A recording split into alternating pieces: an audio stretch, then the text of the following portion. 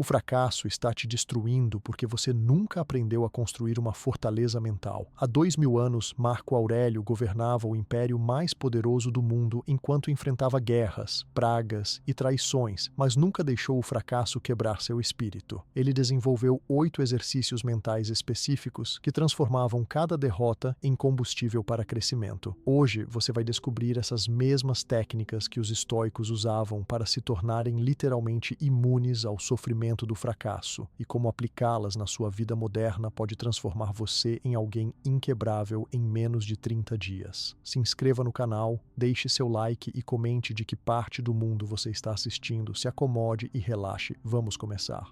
Você já sentiu que o medo do fracasso te impede de dar aquele primeiro passo em algo que realmente deseja? Sabe quando parece que, só de pensar em errar, bate aquela ansiedade, como se todo o mundo estivesse olhando para você esperando sua queda? Agora, imagine se existisse uma forma de ficar praticamente imune a esse medo, e mesmo diante de tropeços na vida, conseguir manter uma mente forte e serena. Esse é um dos principais pilares da filosofia estoica, um sistema de pensamento antigo que continua tão relevante nos dias de hoje quanto foi na Grécia Antiga ou no auge do Império Romano. O estoicismo não é apenas mais uma dessas ideias motivacionais passageiras. Ele é um modo de enxergar a vida que ajuda as pessoas a atravessar tempestades pessoais e profissionais com coragem e equilíbrio. A filosofia estoica nasceu por volta do século III a.C. em Atenas, tendo sido criada por Zenão de Cítio, mas só atingiu seu ápice mesmo quando seus ensinamentos foram adotados e aperfeiçoados por figuras romanas como Sêneca, Epicteto e o imperador Marco Aurélio.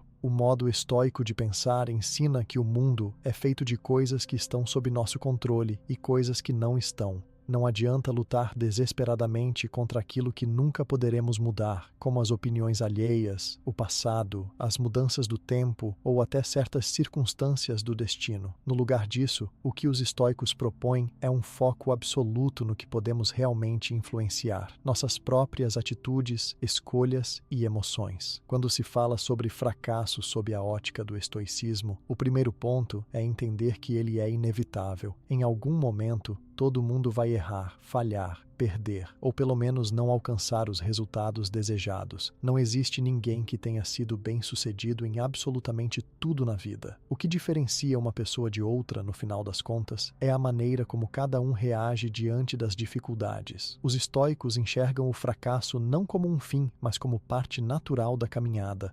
Eles não gastam tempo com lamúrias ou arrependimentos prolongados, pois consideram essas emoções uma perda de energia mental que poderia ser empregada no aprendizado e na resiliência. Uma expressão importante para entender esse conceito dentro da filosofia estoica é a tal da imunidade ao fracasso. Não se trata de blindar a vida para que nenhum revés aconteça. Isso simplesmente é impossível. A imunidade ao fracasso para os estoicos significa não se deixar abalar ou ser destruído emocionalmente por derrotas ou tropeços. Em outras palavras, é transformar o fracasso em combustível para se fortalecer internamente. Ao fazer isso, o que mais importa não é a situação externa, mas como conseguimos manter a firmeza de caráter e a clareza de pensamento, mesmo quando as coisas saem dos trilhos. Essa proposta pode parecer um pouco desafiadora quando pensamos no nosso cotidiano. Afinal, o mundo moderno costuma valorizar apenas as conquistas e menosprezar quem falha, né? Redes sociais mostram sempre o sucesso, empresas focam nos resultados e a sociedade, muitas vezes, faz as pessoas sentirem vergonha de suas derrotas. Mas o estoicismo vai diretamente contra essa maré, convidando cada um a reconhecer o fracasso como potencial de crescimento, desde que a reação seja honesta, racional e direcionada para a ação. Uma das ideias centrais do estoicismo é a aceitação ativa.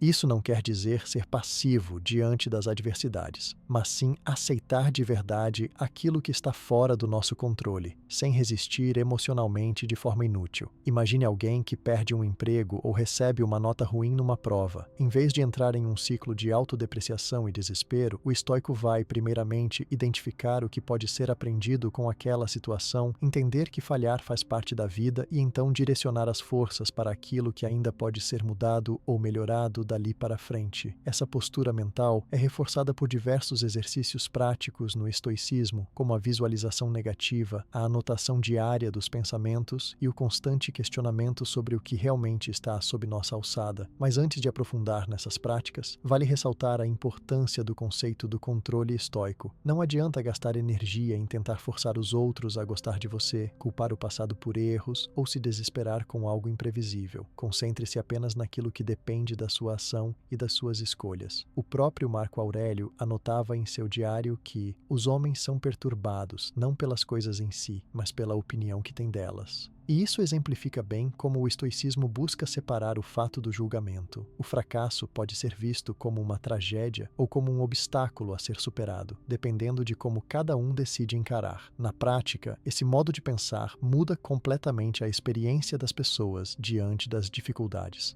Imagine alguém que investe em um negócio, enfrenta problemas financeiros e acaba sem retorno algum. Num pensamento mais comum, é possível que essa pessoa se sinta um completo fracasso, acabe se diminuindo e perca a confiança. Já numa mentalidade estoica, ela vai aceitar a existência de fatores externos impossíveis de serem controlados, como uma crise econômica, mas vai focar em aprender com os próprios erros, adaptar seus métodos e seguir tentando, sem se deixar definir pelo fracasso de um único momento. É interessante perceber que os estoicos sempre deram muito valor à resiliência. Resiliência nada mais é do que a capacidade de suportar e se recuperar rapidamente de situações difíceis. E na visão do estoicismo, a resiliência não é um dom, mas algo que pode e deve ser praticado todos os dias. Quanto mais uma pessoa se expõe aos desafios, mais ela fortalece essa habilidade e menos impacto emocional os fracassos futuros vão causar. A imunidade mental ao fracasso, então, vai se tornando cada vez mais casca grossa quanto mais desafios são enfrentados com coragem e honestidade. Outro fator super relevante na filosofia estoica é que o fracasso em si é visto apenas como um evento, não como uma característica pessoal definitiva. Os estoicos separavam muito bem o que a pessoa faz dos resultados que ela obtém.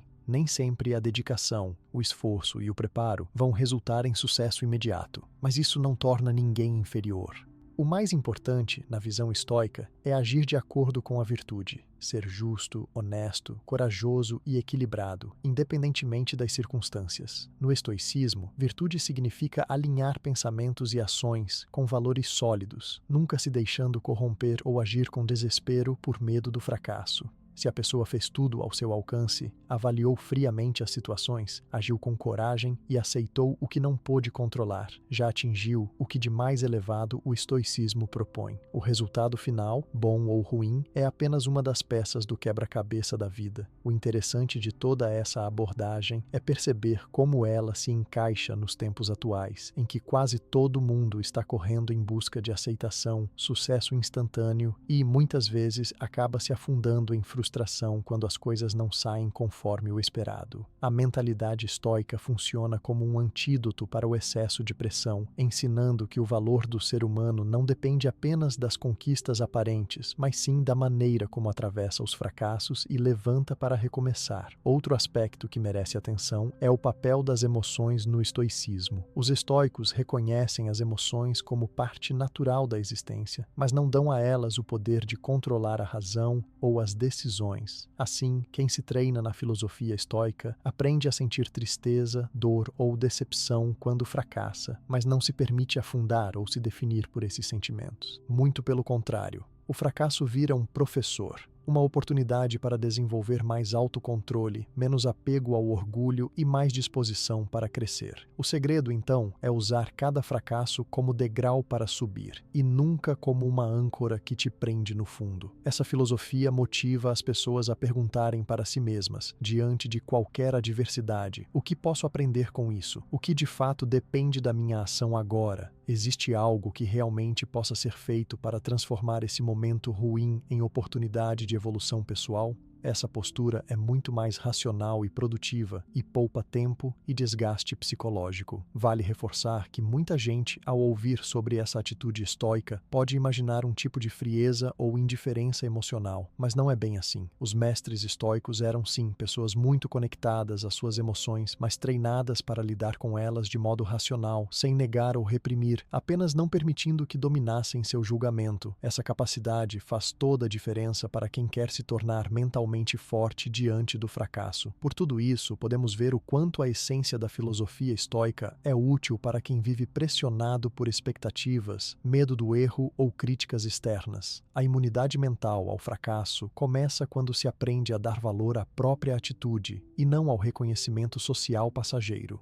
Os estoicos ensinam a ser donos do próprio destino, escolhendo não a situação que se enfrenta, porque nem tudo depende da nossa vontade, mas sim a resposta que damos a cada desafio. Em resumo, filosofias nascidas há mais de 2000 anos podem oferecer ferramentas valiosas para o mundo de hoje, marcado por cobranças, comparação e uma enorme pressão pelo sucesso contínuo. A verdadeira imunidade ao fracasso não vem de evitar erros a qualquer custo, mas de construir uma fortaleza interna tão sólida que nenhuma adversidade externa é capaz de abalar profundamente. Esse é o maior ensinamento da filosofia estoica, que a vida não é sobre evitar quedas, mas sobre aprender a se levantar quantas vezes forem necessárias, sem perder a integridade e a vontade de tentar novamente. Já pensou o que passa na cabeça de alguém responsável por um império inteiro e mesmo assim consegue manter a calma e a clareza mental quando parece que tudo está desmoronando ao redor? O nome que quase sempre surge nesse tipo de conversa é Marco Aurélio, que além de imperador romano, foi também um dos grandes pensadores estoicos da história. A ideia de fortaleza mental que ele desenvolveu e praticou não era misticismo, nem receita milagrosa para eliminar emoções ruins, mas o resultado de disciplina, reflexão e muita prática com situações reais, inclusive algumas das piores possíveis. Muita gente costuma olhar para biografias antigas e imaginar que a realidade daquelas pessoas era tranquila, longe de enigmas das redes sociais, do desemprego ou de conflitos atuais. Porém, Marco Aurélio enfrentou desafios tão assustadores quanto qualquer outro gestor ou líder moderno, só que tudo em escala gigantesca, lidando com guerras, traições na própria família, epidemias e até mesmo crises políticas e econômicas que poderiam destruir qualquer pessoa. O diferencial dele não era simplesmente não sentir medo ou raiva, mas sim ter os instrumentos internos para lidar com tudo isso sem perder o equilíbrio. Quando se fala sobre fortaleza mental usando a visão de Marco Aurélio, é importante separar o que é a imagem construída pelos livros de história e o que de fato ele deixou escrito e vivido em sua rotina. O ponto de partida é saber que ele não chamava o que fazia de fortaleza mental, mas sim de exercício prático e constante de autocontrole. O que isso significa na prática é a capacidade de agir conforme a razão e os próprios valores, mesmo quando as emoções gritam o contrário. Marco Aurélio nunca ficou livre de sentir medo, dor, tristeza ou raiva. O segredo estava em não deixar que esses sentimentos se transformassem em decisões ruins. Para entender como ele fazia isso, é essencial prestar atenção no diário pessoal que ele mantinha, algo semelhante ao que muitos psicólogos recomendam hoje em dia. Era um registro íntimo, feito para ele mesmo, onde refletia sobre seus erros, os erros das pessoas ao redor, as situações difíceis e, principalmente, o que tirar de cada uma delas. Esses escritos, que depois ficaram conhecidos como meditações, não eram feitos para os outros lerem, por isso são uma fonte valiosíssima para quem busca exemplos concretos de como raciocinar na crise e fortalecer a mente. Ele recordava a si mesmo, quase todos os dias, que nem tudo estava sob seu controle e que não faria sentido perder energia tentando mudar o mundo externo à força. Sua prioridade era analisar o próprio comportamento, identificar onde poderia agir diferente e como poderia aprender com cada derrota. Essa prática de refletir diariamente é apontada por estudiosos como um dos principais fatores da fortaleza mental desse imperador. E o interessante é que não se tratava de autoajuda barata ou de frases de efeito, mas sim de uma espécie de treinamento contínuo, focado em análise fria dos fatos e busca de aprendizado constante. Por exemplo, se algum general traía sua confiança, Marco Aurélio não gastava tempo apenas se irritando ou desejando vingança. Ele escrevia sobre o ocorrido, tentava visualizar a situação do ponto de vista racional, avaliava se havia algo a ser feito e, se não fosse possível agir, simplesmente aceitava e redirecionava as energias para o que ainda dependia dele. Quando a gente fala em fortaleza mental, muita gente imagina uma pessoa imperturbável, sem emoções, quase como se fosse uma máquina. Não é bem por aí. O que as lições do Imperador mostram é muito mais sobre entender a função das emoções sem se deixar arrastar completamente por elas. Ele sabia que a raiva poderia aparecer diante de uma injustiça, que a tristeza viria depois de perder alguém querido e que o medo seria inevitável diante de incertezas, como epidemias mortais que, aliás, ele presenciou no Império mais de uma vez.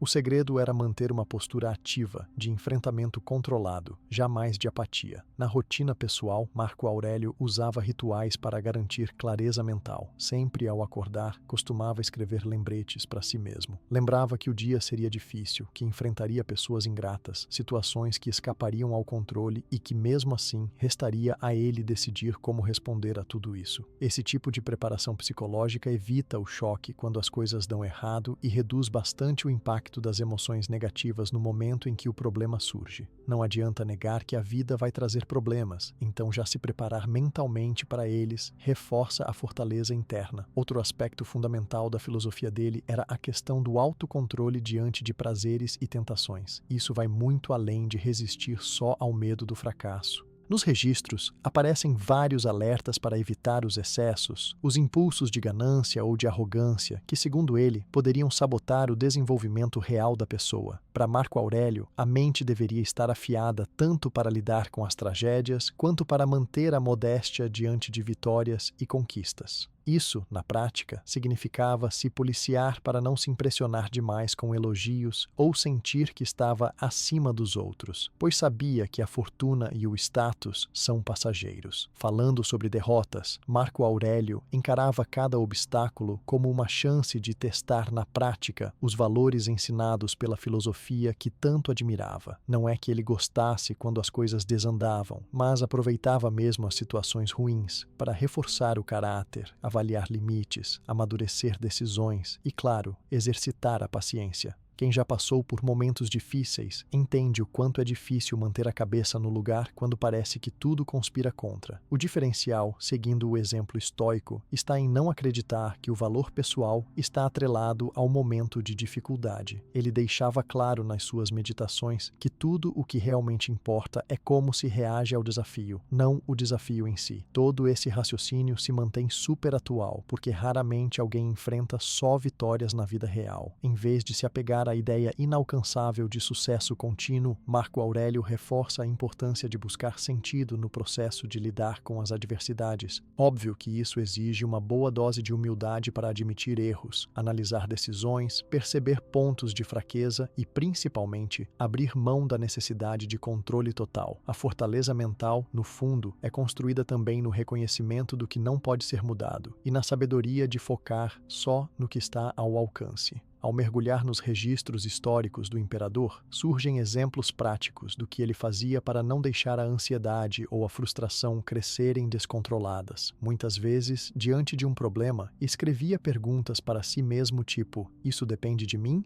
Ou "O que posso aprender dessa situação?" Esse tipo de questionamento direto prepara o cérebro para sair do ciclo de reclamação e partir para a solução. Ao invés de fugir do que dava errado, ele analisava friamente e pensava em ajustes práticos para o futuro, evitando assim cometer o mesmo erro repetidas vezes. Outro detalhe super interessante é que Marco Aurélio valorizava muito o papel da disciplina pessoal. Se fosse para ficar parado se lamentando, ele concordava que pouca coisa mudaria na própria vida. Agora, ao focar em pequenas ações diárias, desde acordar cedo, cuidar da saúde física, até analisar melhor as relações com pessoas ao redor, ele foi lapidando a própria fortaleza interna, tornando-se menos vulnerável aos relatos de crise ou aos comentários negativos. O pensamento dele era simples: ninguém controla todo o cenário, mas pode controlar pequenos hábitos do cotidiano. É curioso notar que ele não se descrevia como alguém superior, mesmo tendo o maior cargo possível na Roma de seu tempo.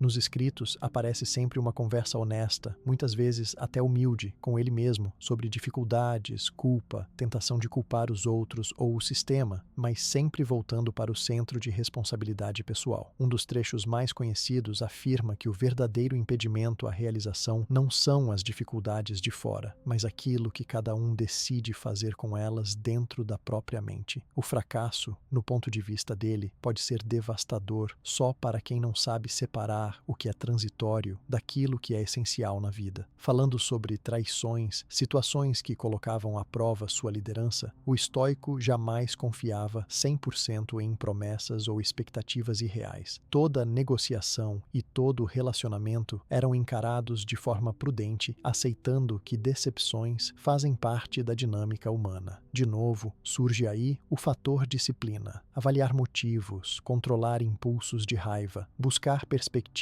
antes de agir. Ninguém espera virada de mesa, traição de amigo ou sabotagem interna, mas Marco Aurélio sempre treinava a mente para esse tipo de surpresa. Isso não o tornava cínico ou desconfiado demais, só precavido o suficiente para não desabar em situações limites. Olhando para as lições que ele deixou, percebe-se uma insistência em racionalizar o sofrimento para limpá-lo de exageros.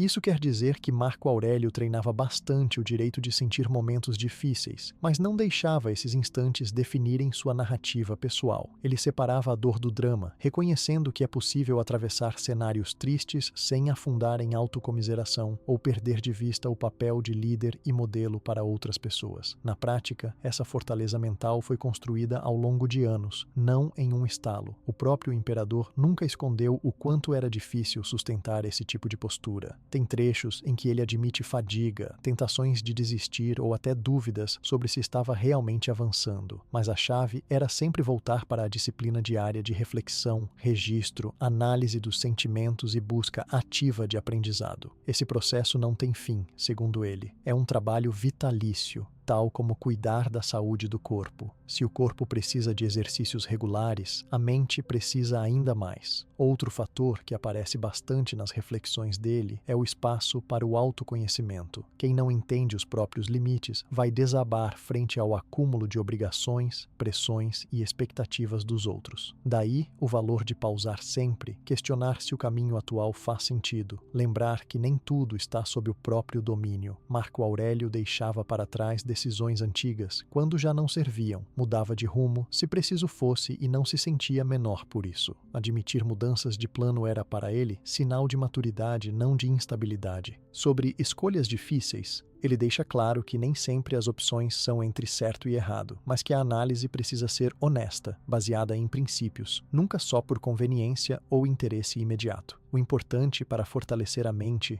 é respeitar esses princípios mesmo nos dias turbulentos. Ser fiel aos próprios valores é o que garante paz interior, mesmo diante de falhas externas. E muita gente cai na armadilha de pensar que a melhor decisão é aquela que traz só resultados positivos. Para Marco Aurélio, a fortaleza está justamente em decidir o que é correto, mesmo sabendo que pode não agradar todo mundo ou evitar todos os problemas. Existe também nos ensinamentos dele uma preocupação grande com a consistência. Não adianta se comportar de um jeito diante dos outros e, escondido, agir de forma oposta aos valores declarados. A verdadeira fortaleza mental se traduz em coerência diária, mesmo longe dos olhares externos. Isso impede que a pessoa fique refém de humores, opiniões variáveis ou das pressões externas. Esse autocontrole, fruto de reflexão e disciplina, é o que banha a mente de equilíbrio, mesmo quando parece que tudo ao redor está desmoronando. Uma curiosidade que nem sempre aparece nos livros de história é que Marco Aurélio também valorizava muito a gentileza consigo mesmo. Não confundir com autoindulgência ou preguiça, mas sim com o cuidado de não se torturar por cada pequena falha. De acordo com ele, o aprendizado exige tropeços, e se a pessoa for dura demais na autocrítica, corre o risco de travar ou ou desistir cedo demais. Ele reforça sempre: ajuste sua rota, aprenda com os erros, mas nunca perca o respeito por si, mesmo quando o plano não dá certo. Dá para perceber que esse modelo de fortaleza mental não é inalcançável, nem restrito a imperadores, filósofos ou figuras históricas. Na prática, qualquer pessoa pode adaptar para a própria rotina o hábito de reflexão constante, disciplina nas pequenas ações, racionalização das derrotas, humildade para aprender e coragem para enfrentar emoções difíceis sem fugir delas. É este conjunto de ações, ligadas tanto à autopercepção quanto à ação, que serviu de base para o que hoje chamamos de resiliência, um termo que ganha cada vez mais destaque em tempos tão incertos. Portanto, se você sente que precisa fortalecer a própria mente para atravessar desafios, vale prestar atenção nessas práticas, escrever um diário sincero, analisar erros com calma, parar para pensar se algo depende mesmo de você antes de perder a cabeça, manter disciplina na vida cotidiana, treinar a aceitação diária das limitações e cultivar gentileza interna são passos acessíveis a qualquer pessoa. Não existe mágica, mas existe caminho. Assim como Marco Aurélio enfrentou traições, crises e decepções, todo mundo vai lidar com seus próprios desafios. O que muda é como cada um se prepara e, principalmente, reage a eles.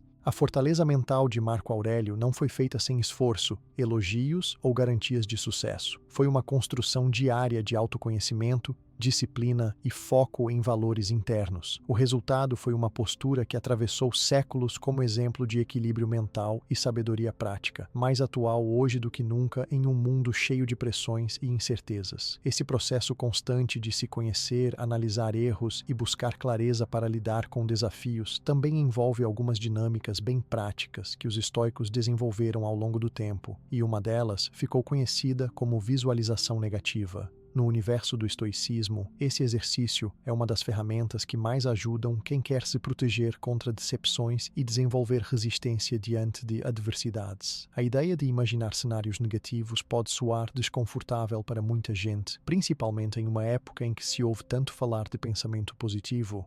Só que, para quem segue a linha estoica, pensar sobre possíveis dificuldades não tem nada a ver com se apegar ao pessimismo, mas sim como uma preparação realista para a vida. A visualização negativa, no estoicismo, consiste basicamente em imaginar que certas situações ruins podem acontecer.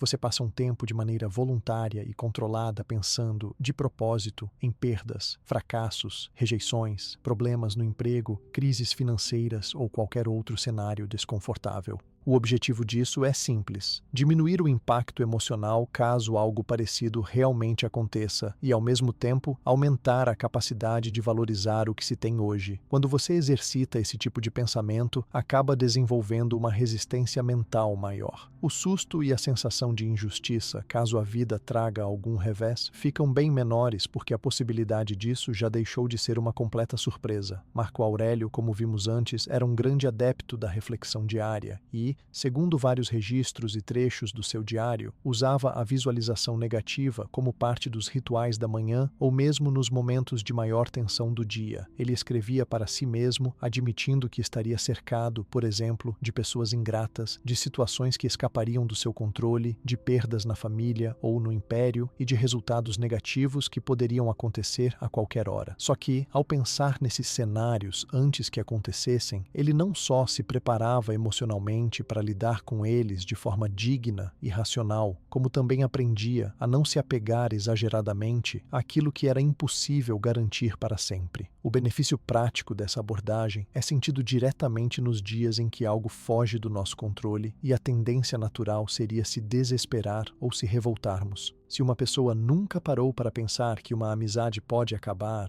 que um negócio pode falir, que algum bem pode ser perdido, ou até mesmo que a saúde pode oscilar, ela corre o risco de ser pega de surpresa e sofrer mais que o necessário. Já quem treina a mente para pensar nessas possibilidades não só sofre menos no momento do revés, como costuma agir com mais rapidez e objetividade, porque já tinha pelo menos imaginado o cenário antes. O detalhe interessante é que a visualização negativa precisa ser feita de uma maneira controlada, sem transformar a prática em motivo de ansiedade ou paralisia. O objetivo nunca é ficar paranoico nem esperar que o pior sempre vai acontecer, mas criar uma espécie de anticorpo mental contra as surpresas inevitáveis da vida. Durante o exercício, o mais importante é trazer à mente possíveis perdas ou desencontros, mas imediatamente depois lembrar que ainda assim é possível seguir em frente, aprender, reconstruir e até encontrar oportunidades novas acima daquilo que, num primeiro olhar, parecia só tragédia. Quem pratica a visualização negativa com regularidade nota um efeito subjetivo muito interessante. Começa a dar mais valor para o que tem agora. A ideia de que as coisas não são garantidas para sempre muda o jeito de enxergar relacionamentos, conquistas, cotidiano, até mesmo a própria saúde.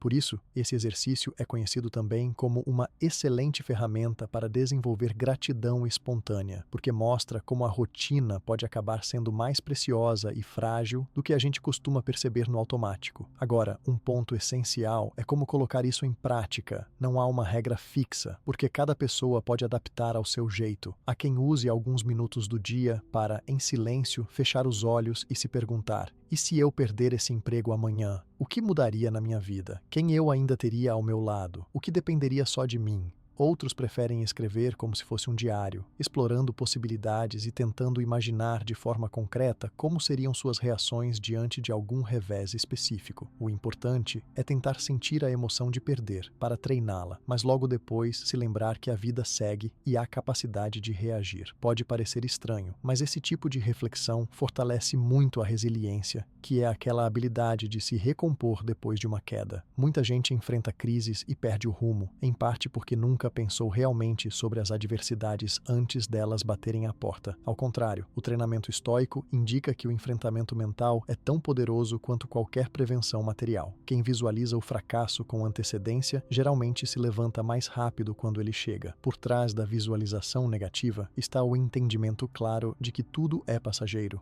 Nada do que se tem hoje está garantido por toda a vida. Saúde, status, relacionamentos, projetos, tudo pode se transformar de repente. Quando o estoico trabalha essas ideias dentro da própria mente, ele não vira alguém frio ou insensível. Ao contrário, começa a aproveitar mais, a cuidar mais do momento presente e a agir com mais responsabilidade, sabendo que nada pode ser tomado como definitivo. É por isso que existe uma ligação tão forte entre a visualização negativa e a capacidade de tomar decisões melhores. Afinal, quando você sabe que algo pode acabar, tende a investir mais energia e carinho naquele momento. A prática também funciona como uma vacina emocional contra o excesso de expectativas. Em algum momento da vida real, quase todo mundo já criou esperança exagerada sobre uma promoção no trabalho, ou que determinado projeto daria super certo, ou que uma amizade nunca enfrentaria crise. O problema é que, quanto maior a expectativa, maior é a chance de sentir frustração quando as coisas não saem exatamente como esperado.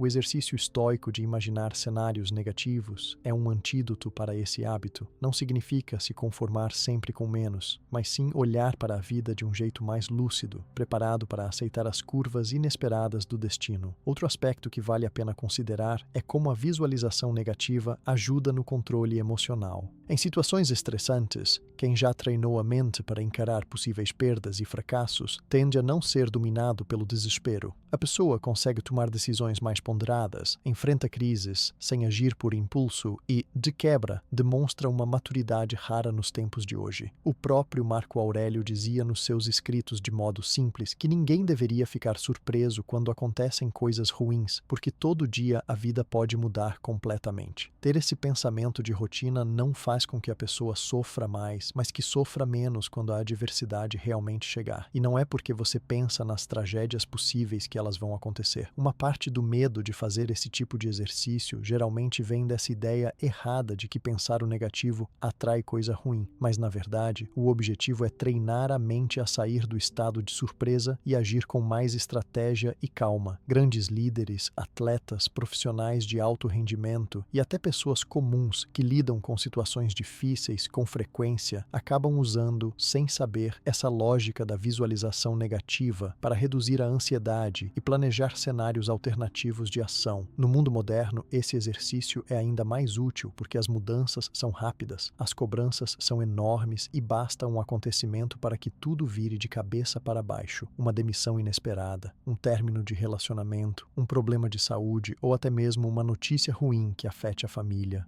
Quem se prepara mentalmente para esses momentos não vira um pessimista, mas sim alguém que construiu resiliência interna suficiente para não se quebrar na primeira dificuldade. Tem um efeito curioso também sobre desejos e objetivos. Muitas pessoas vivem esperando encontrar a felicidade apenas quando tiverem um determinado bem, uma posição, um relacionamento perfeito ou alguma viagem dos sonhos. Porém, ao imaginar a perda ou a ausência repentina disso, entendem que a felicidade plena pode ser mais sobre agradecer e saborear o que já existe do que buscar algo novo a todo instante. Isso ajuda até a combater o sentimento de ansiedade crônica, porque a pessoa para de viver atrás de miragens e passa a celebrar o que está ao alcance das mãos. Muita gente se surpreende ao descobrir como a visualização negativa é valorizada até em recomendações modernas de saúde mental e psicologia, práticas terapêuticas que envolvem enfrentamento racional de cenários de medo ou de fracasso bebem direto da fonte estoica, mostrando como algumas tradições antigas continuam atuais quando o tema é fortalecer a mente. Profissionais sugerem que, ao imaginar de maneira controlada o que mais amedronta, a pessoa tira a força irracional daquele medo, tornando-o mais manejável na vida real. Outro ponto importante é que não existe uma fórmula pronta para a visualização negativa funcionar. Pode ser feita todos os dias, a cada semana ou sempre que uma ansiedade nova surgir. O essencial é não ignorar o que incomoda, mas trazer esse desconforto para o centro da consciência, analisar sob nova perspectiva e, então, enxergar com clareza o que de pior pode acontecer. Depois de visualizar, já com calma, a melhor atitude é planejar o que seria possível fazer caso aquilo de fato aconteça. Isso reduz a sensação de impotência e aumenta o senso de controle pessoal. No final das contas, a visualização negativa, praticada da forma como os estoicos propõem, tem vários efeitos positivos, ajuda a controlar expectativas, endurece a mente para lidar com perdas, melhora o nível de gratidão, reduz a ansiedade por eventos incontroláveis e prepara melhor para decisões difíceis. Não substitui o pensamento construtivo, mas complementa a busca por uma vida mais equilibrada. Treinar esse olhar é como desenvolver uma camada de proteção mental contra os choques inevitáveis do destino. Além disso, ao imaginar as perdas e reveses com antecedência, a pessoa costuma se tornar mais prudente ao tomar decisões, administra melhor os recursos e se relaciona de forma mais madura, tanto com a própria vida quanto com as pessoas ao redor. Por mais estranho que pareça, esse exercício não rouba coragem ou otimismo. Só faz com que a mente fique mais flexível e menos condicionada ao susto. Com o tempo, a visualização negativa se integra ao jeito de pensar e traz resultados em vários níveis, desde tomadas de decisão mais conscientes até relações pessoais com menos cobranças e mais verdade. Não é uma prática que vai deixar as pessoas insensíveis, mas sim realistas e preparadas para o que pode vir, com menos sofrimentos desnecessários e mais aceitação diante das inevitáveis mudanças e perdas da vida. Se, por um lado, a visualização negativa ajuda a preparar a cabeça para situações que fogem ao nosso alcance, outra prática fundamental do estoicismo é aprender a separar de forma clara aquilo que realmente depende da gente do que está totalmente fora das nossas mãos. Esse é o famoso conceito chamado de dicotomia do controle. Ele coloca um novo jeito de olhar para os desafios do cotidiano, porque tira muito peso dos ombros e traz uma sensação de leveza para lidar com fracassos e problemas no geral. A verdade é que muita gente gasta tempo demais tentando controlar o que não tem como ser controlado. Isso vai desde coisas pequenas, como o humor de outra pessoa numa conversa, até acontecimentos grandes, como mudanças econômicas, acidentes, decisões políticas ou até aquela opinião alheia que nunca muda. Os estoicos enxergaram que investir energia nessas coisas incontroláveis só traz frustração, tristeza e um desgaste enorme. Então, para não cair nessa armadilha da ansiedade constante, eles propuseram sempre se questionar: o que dessa situação está realmente sob meu comando? O interessante é justamente esse ponto. Nem tudo está sob nosso comando. Por exemplo, não dá para mudar as atitudes dos outros ou garantir o resultado de algo 100%, não importa o tamanho do esforço. O que a gente pode fazer é agir com integridade, tomar decisões de acordo com valores pessoais, se dedicar ao máximo dentro do que é possível e depois aceitar, com serenidade, que nem sempre isso será suficiente para controlar o resultado final. No dia a dia, aplicar a dicotomia do controle muda bastante o jeito de conduzir decisões, projetos e até conversas. Se uma pessoa tem uma reunião importante no trabalho, por exemplo, ela pode controlar o próprio preparo, revisar os argumentos, chegar na hora, manter a calma e ser respeitosa, mas não tem controle sobre a reação de quem está do outro lado nem sobre imprevistos. Reconhecer esse limite evita aquela ansiedade de esperar sempre aplausos ou resultados perfeitos. Assim, a expectativa fica focada em dar o melhor no processo e não em ganhar nota 10 sempre, porque isso raramente depende só de uma pessoa. O mesmo vale para relações pessoais. Muitas vezes, existe um esforço enorme para agradar todo mundo, resolver conflitos, convencer alguém a agir diferente ou até obter aprovação. Mas essas coisas não dependem só de uma parte. Então faz sentido botar energia apenas no que é possível mudar. A própria atitude, o próprio posicionamento, o próprio jeito de encarar a situação.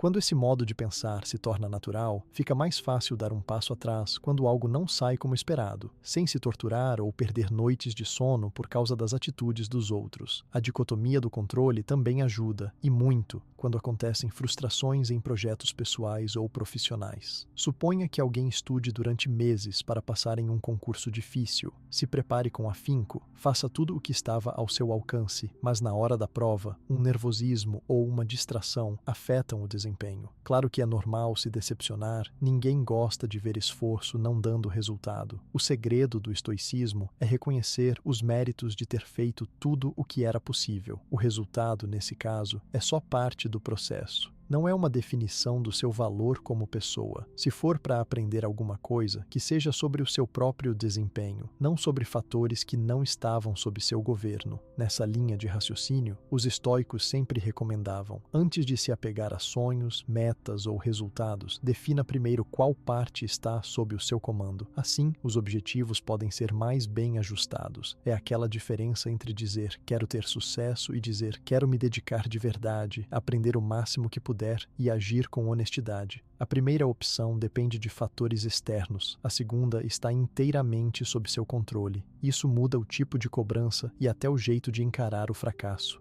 Tem também o lado de saúde mental, que ganha muito quando as pessoas aprendem a separar essas esferas. Quem vive tentando resolver tudo, mudar todo mundo em volta, sofrer por cada notícia ruim, sente sobrecarga. A mente nunca descansa, porque vive criando cenários de cobrança. Já quem pratica a dicotomia do controle, entende seus limites, aceita o que não pode mudar e volta a focar no que realmente depende das próprias escolhas. Essa postura traz tranquilidade, porque reduz o desgaste com angústia e preocupações irreais. Outro aspecto bem prático desse conceito é que ele deixa a ação mais eficiente. Ao invés de se perder em argumentos ou situações insolúveis, a energia é investida em tarefas que realmente têm impacto. Por exemplo, em um conflito familiar, dá para controlar o jeito de conversar, as palavras a escolher e até o tom de voz para buscar um resultado melhor. Mas não dá para garantir que a outra pessoa entenda, aceite ou reaja da maneira esperada. Essa clareza evita frustrações profundas e ajuda na comunicação, porque você passa a ouvir mais e discutir menos sobre o que não tem solução. O conceito ainda serve para momentos de perda. Em situações de luto, perdas financeiras ou decepções graves, a própria lógica da dicotomia do controle funciona como um consolo. Ela mostra que, por mais que certas coisas machuquem, nem tudo é culpa ou responsabilidade direta de alguém.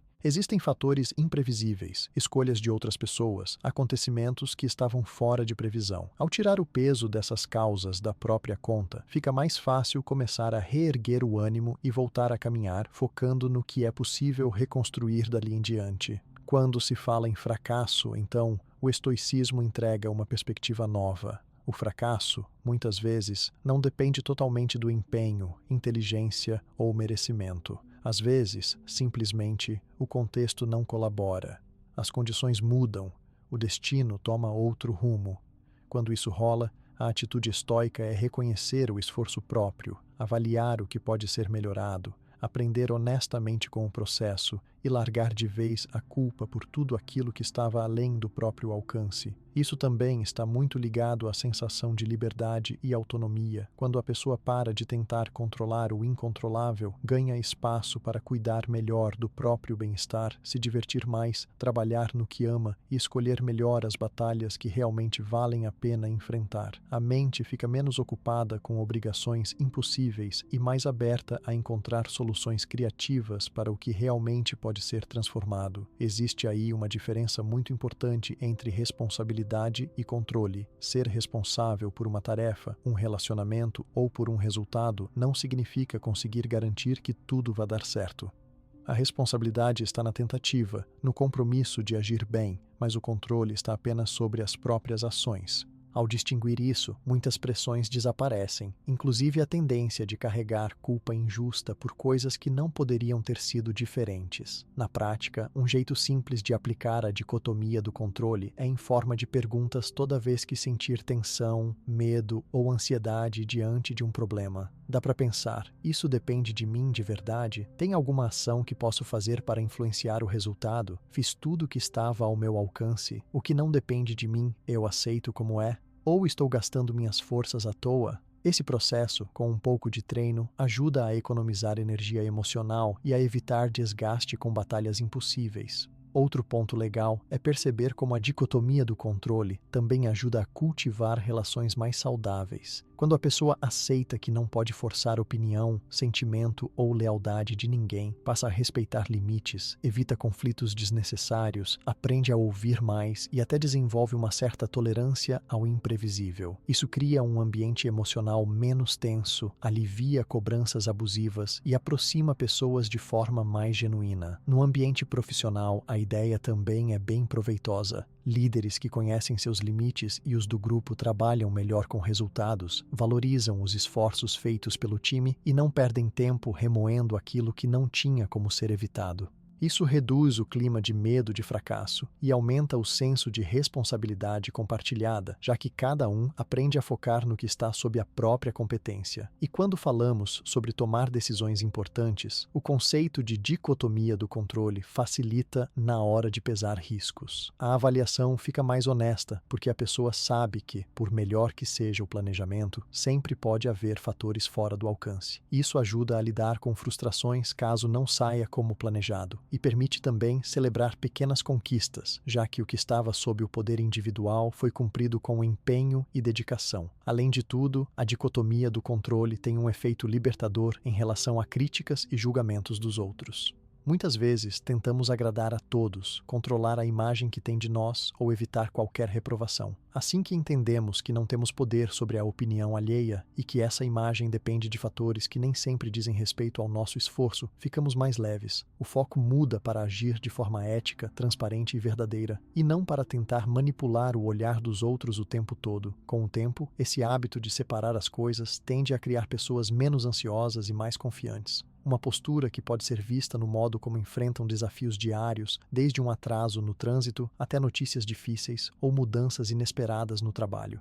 Quanto mais natural for essa aceitação dos limites, mais fácil fica lidar com adversidades, rebater críticas sem cair em dramas e superar pequenas derrotas sem grande sofrimento. Um ponto curioso é que foi justamente essa clareza em relação ao que se pode controlar que tornou vários estoicos notáveis em suas funções administrativas, militares ou mesmo na convivência em sociedade. Eles eram conhecidos pela capacidade de manter o equilíbrio nos momentos de crise, justamente porque sabiam soltar o que escapava das mãos e investir toda a energia onde de fato havia chance de mudança. Vale lembrar que esse conceito não é sobre ser passivo ou se conformar com tudo. A dicotomia do controle serve para libertar as pessoas do peso extra da ansiedade por querer dominar o mundo, mas nunca para deixar de tentar, de lutar pelo que acredita ou de se dedicar ao que é importante. Na verdade, ela impulsiona um tipo de ação muito mais focada, produtiva e consciente. Se em algum momento momento bate aquela sensação de que o mundo está te exigindo demais ou cobrando resultados que ninguém poderia garantir, vale praticar esse olhar estoico. Basta lembrar que o que você faz, sente e pensa está alinhado consigo mesmo, e o que foge do alcance simplesmente não precisa mais consumir sua paz. Decidir onde colocar o esforço é um exercício que muda bastante a relação com o fracasso, transformando dor em aprendizado e reduzindo muito o peso das decepções do dia a dia.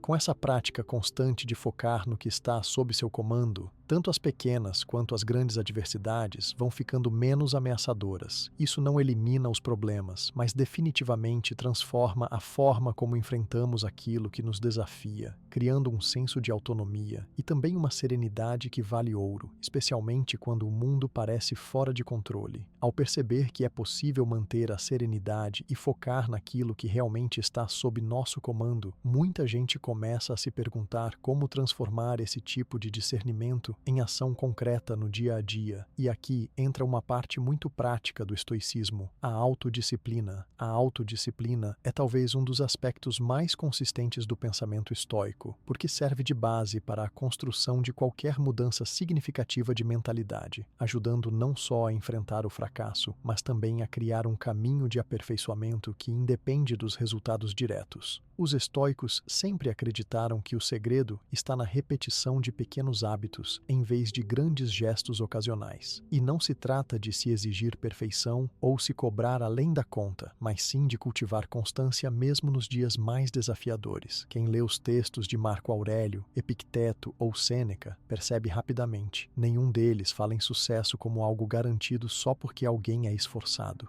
O que eles defendem, na verdade, é a importância de agir todos os dias em direção ao que se acredita, mantendo o foco nos valores e ajustando o comportamento aos poucos. Por isso, o fracasso, para o estoico, nunca é um motivo para desistir. Grandes resultados dificilmente aparecem de repente. O fundamental é a disciplina para continuar mesmo quando as condições externas estão ruins ou ninguém está olhando. A prática da autodisciplina é simples no conceito, mas exige persistência. Ela vai desde cuidar do corpo e da saúde até manter a mente preparada para reagir aos infortúnios com equilíbrio. No cotidiano, a autodisciplina está presente em pequenas decisões que se somam ao longo do tempo até criar resultados sólidos. Por exemplo, acordar no horário que você determinou para si mesmo, mesmo quando o cansaço bate. Cumprir aquela rotina de estudos diária sem esperar sempre aquela motivação inicial aparecer. Se alimentar melhor porque você decidiu cuidar do seu corpo, mesmo quando a tentação de exagerar é grande. Reservar alguns minutos do dia para refletir sobre as próprias atitudes, identificar pontos de melhora e se comprometer a agir diferente quando necessário. Isso tudo é autodisciplina, porque não depende de inspiração ou de fatores externos, mas sim do compromisso pessoal com o próprio crescimento. E não precisa ser nada grandioso. O estoico sabe que é a constância que faz toda a diferença com o tempo.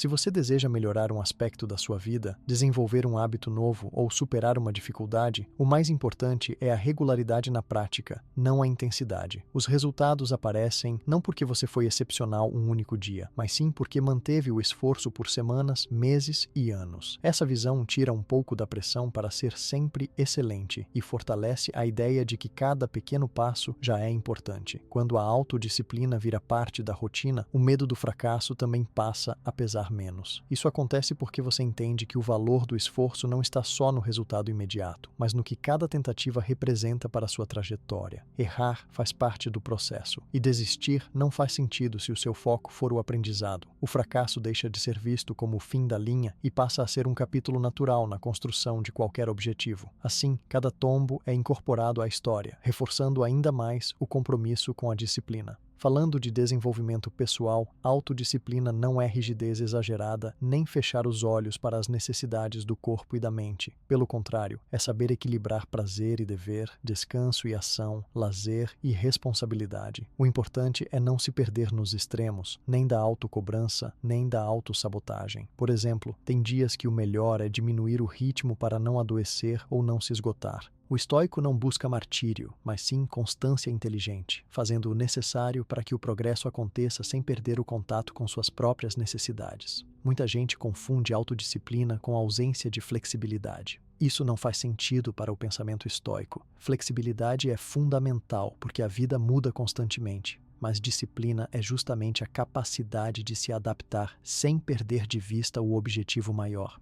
Quer dizer, se o plano original fracassou, você ajusta a rota, revisa os métodos, experimenta abordagens novas, mas não larga o projeto só porque algo saiu do controle. Com esse tipo de postura, o efeito colateral positivo é uma confiança cada vez maior na própria capacidade de lidar com o imprevisto. É importante salientar que autodisciplina no estoicismo nada tem a ver com autopunição. Não existe aquela ideia de se castigar por falhas, nem de nutrir um ódio de si mesmo quando algo não sai perfeito. Na verdade, ser disciplinado de verdade é tratar o próprio crescimento com paciência, corrigindo desvios quando aparecem, mas sem se martirizar. Isso ajuda a manter a autoconfiança, porque você sabe que cada dia é uma chance de recomeço, de aprender o que não deu certo antes e tentar de novo, sempre respeitando o próprio tempo. Além disso, a autodisciplina ensina sobre responsabilidade pessoal. É sobre perceber que, mesmo quando existem fatores externos e inesperados, seu papel no processo é insubstituível.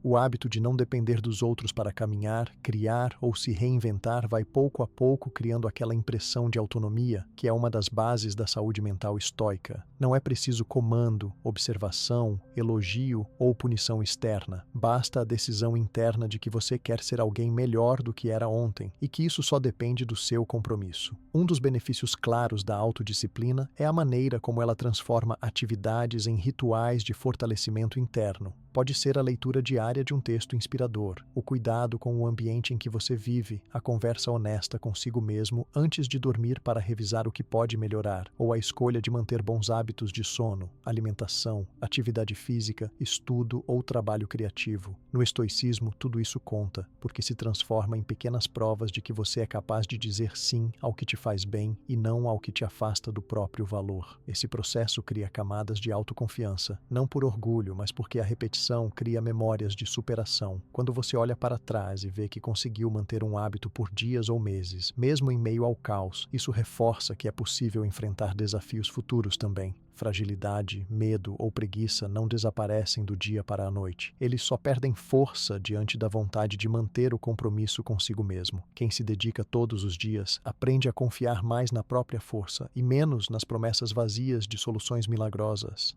Quando você pensa em grandes conquistas, talvez as pessoas se lembrem mais do resultado final do que dos processos repetitivos, mas basta conversar com quem atingiu qualquer meta difícil para perceber que o segredo está nos detalhes. Aquela insistência diária, aquele treino, estudo, comportamento respeitoso, rotina simples, mesmo em dias que o mundo diz para parar. O pensamento estoico celebra essas pequenas batalhas, porque entende que ninguém nasce pronto, mas todos podem adotar a disciplina como aliada da autotransformação. Outro ponto que vale destacar é a maneira como a autodisciplina ajuda no equilíbrio emocional. Pessoas disciplinadas são menos reféns dos próprios impulsos, controlam melhor as reações diante de más notícias e têm menos tendência a abandonar projetos por pura frustração. Isso não significa virar uma pessoa dura ou fria, mas simplesmente reconhecer que nem tudo precisa ser decidido pelo impulso do momento. O treinamento constante de disciplina funciona como uma espécie de freio na ansiedade, que permite escolher respostas melhores, mais ponderadas e menos reativas. A disciplina, no estoicismo, faz com que a pessoa olhe para o fracasso de forma diferente. Cada erro é matéria-prima de crescimento, nunca motivo para jogar tudo para o alto. Se um hábito diário foi quebrado, o importante não é chorar dias pelo deslize, mas sim retomar no próximo instante. É aquele famoso voltar para o trilho sem drama. Porque o objetivo não é atingível de uma vez só, mas sim dividido em muitos e muitos pequenos passos, que juntos formam o verdadeiro padrão de sucesso. Os estoicos também ensinavam que para ter disciplina vale a pena começar por escolhas pequenas, fáceis de medir e manter. Não adianta querer revolucionar tudo da noite para o dia, porque isso só gera frustração. Trazer pequenas vitórias para o cotidiano ajuda a fortalecer a confiança. Por exemplo, manter a organização do espaço de trabalho, evitar momentos de distração durante um estudo importante constante, criar o compromisso de movimentar o corpo todo dia ou mesmo dividir tarefas grandes em pedaços menores para não se perder no volume do desafio. No longo prazo, a soma de pequenas vitórias é o que torna a disciplina prazerosa. Aos poucos, você percebe evolução não só nos resultados concretos, mas na autoestima, na vontade de desafiar novos limites e na disposição de não desistir por pouco. No fundo, a autodisciplina vira aquela voz interna que diz: hoje foi difícil, mas amanhã pode ser melhor se eu não parar. Esse tipo de pensamento é poderoso porque não depende de recompensas externas, mas cria um senso de merecimento legítimo baseado na própria caminhada. Para quem acha que disciplina é uma característica inata, os estoicos mostram que ela é construída, dia após dia, tropeço após tropeço. Não existe uma fórmula mágica, nem um padrão fixo do que é ser disciplinado.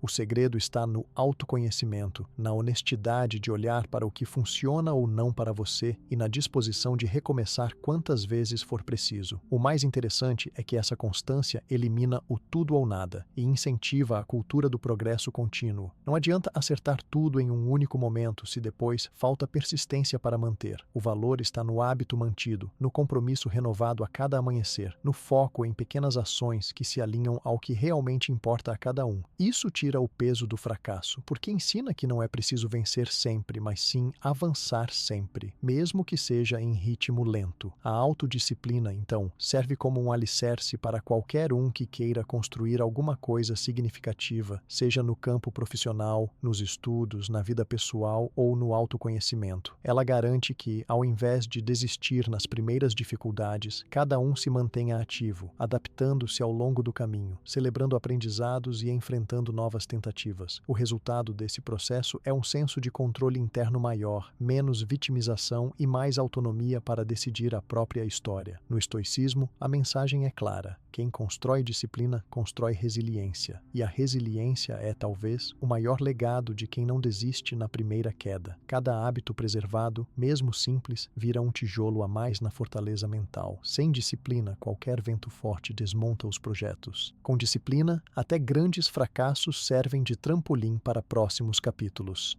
Isso transforma a visão sobre o erro, pois cada tropeço vira convite para recomeçar, nunca para desistir. Quando se entende a disciplina dessa forma, fica mais fácil também lidar com julgamentos externos, críticas sem sentido e pressões sociais. O verdadeiro critério de avanço passa a ser o compromisso consigo mesmo e com os próprios princípios, não com padrões impostos. Isso liberta de expectativas irreais e ficções de sucesso instantâneo, trazendo paz mesmo quando o caminho parece difícil. Ao longo de dias, semanas, meses e anos, a prática persistente da autodisciplina redesenha sonhos, fortalece a autoestima e cria oportunidades que antes pareciam impossíveis. O fracasso deixa de ser fantasma assustador, porque você já aprendeu que é capaz de levantar, ajustar rotas, evoluir. No resultado final, é exatamente essa mentalidade que diferencia quem alcança realizações sólidas, sustentáveis e verdadeiras. Não porque nunca erraram, mas porque seguem tentando, melhorando e se superando um pouco todo dia. Além do poder transformador da autodisciplina para a construção de uma mentalidade mais resiliente, existe outro costume bastante presente entre os estoicos e que continua mostrando resultados práticos até hoje: a reflexão diária e o registro de pensamentos.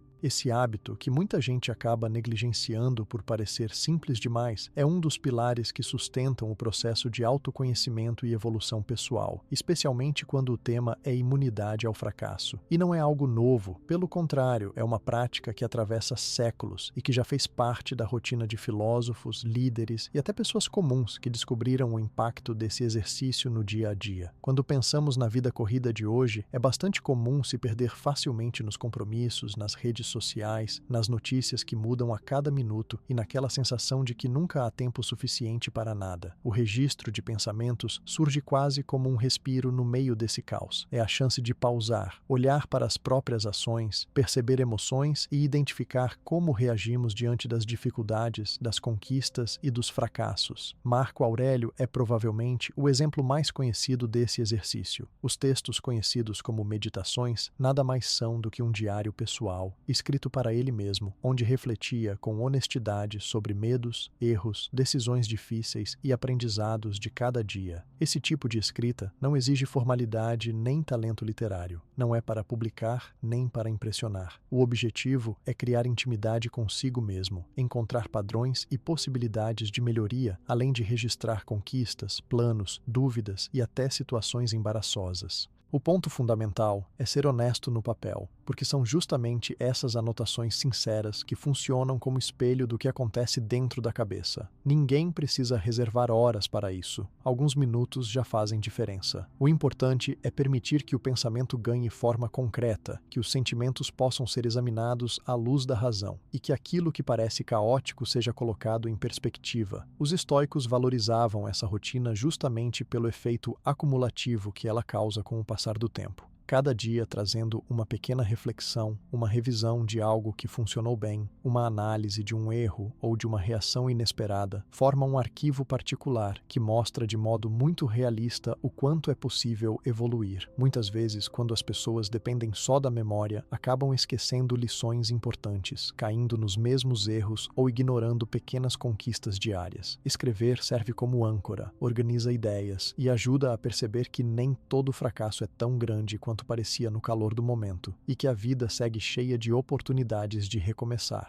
Outro benefício forte do registro de pensamentos está na capacidade de identificar padrões. Ao colocar no papel fatos do dia e emoções associadas, aos poucos surgem conexões. Por exemplo, pode-se notar que determinado tipo de situação sempre gera estresse ou que, em certos ambientes, a insegurança cresce. Esse tipo de clareza não costuma aparecer se tudo fica só na cabeça. Ao perceber padrões comportamentais, fica mais fácil agir de maneira diferente na próxima vez, evitando cair no ciclo automático de repetição e aumentando as chances de transformar falhas em aprendizado prático. Registro diário de pensamentos também acelera o processo de autocompaixão. Isso porque a pessoa aprende a olhar para as próprias quedas com mais humanidade, sem tanto julgamento pesado, reconhecendo que errar faz parte do caminho. O diário se torna um aliado, uma espécie de consultor silencioso, que mostra por escrito cada tentativa, cada progresso e cada desafio superado. Assim, em momentos de crise, dá para voltar, relembrar situações parecidas e perceber que já houve superação antes. Esse banco de dados é um antídoto contra a sensação de impotência, porque revela que nenhum problema define quem somos definitivamente. É curioso também como o diário de pensamentos se conecta à ideia de presença, de viver com mais atenção ao presente. Quem escreve regularmente, em vez de só reagir aos estímulos externos, acaba se observando mais de perto, identificando quando agiu por impulso, quando se deixou levar por emoções momentâneas ou quando acertou em alguma escolha importante. Ao mesmo tempo, esse hábito mostra quanto a rotina pode ser rica de sentidos, mesmo que pareça só mais um dia no calendário. Escrever sobre pequenos aprendizados ou emoções facilita perceber beleza em detalhes que normalmente passariam despercebidos. Outro lado interessante é que o ato de escrever sobre um fracasso ou uma situação dolorosa tende a diminuir o impacto negativo. Colocar no papel, organizar os fatos, escolher palavras para descrever o que aconteceu, tudo isso faz com que a situação deixe de ser um grande monstro invisível e passe a ser um desafio concreto, possível de ser entendido, encarado e superado. O distanciamento que a escrita provoca permite olhar com menos drama para o que seria só um erro irreparável. O fracasso, nesse contexto, pode ser tratado como um capítulo da história e não como a história inteira. Na prática, existem muitos jeitos de construir uma rotina de registro de pensamentos. Algumas pessoas preferem separar um horário fixo, como no começo do dia ou antes de dormir. Outras preferem anotar só quando algo marcante acontece, seja uma vitória ou um tropeço. Não há uma regra rígida. O mais importante é que esse momento de escrita seja dedicado à honestidade e à autoanálise, sem autocensura. Pode ser em caderno, celular, bloco de notas ou aplicativo próprio. As formas são variadas, mas a essência segue a mesma: dar voz ao que se passa na mente, sem filtro social. Ao longo das semanas, quem mantém a disciplina percebe que os resultados aparecem até nos relacionamentos. A reflexão diária diminui reações impulsivas em discussões, ajuda a entender melhor os próprios sentimentos e até aprimora a comunicação com amigos, colegas e familiares.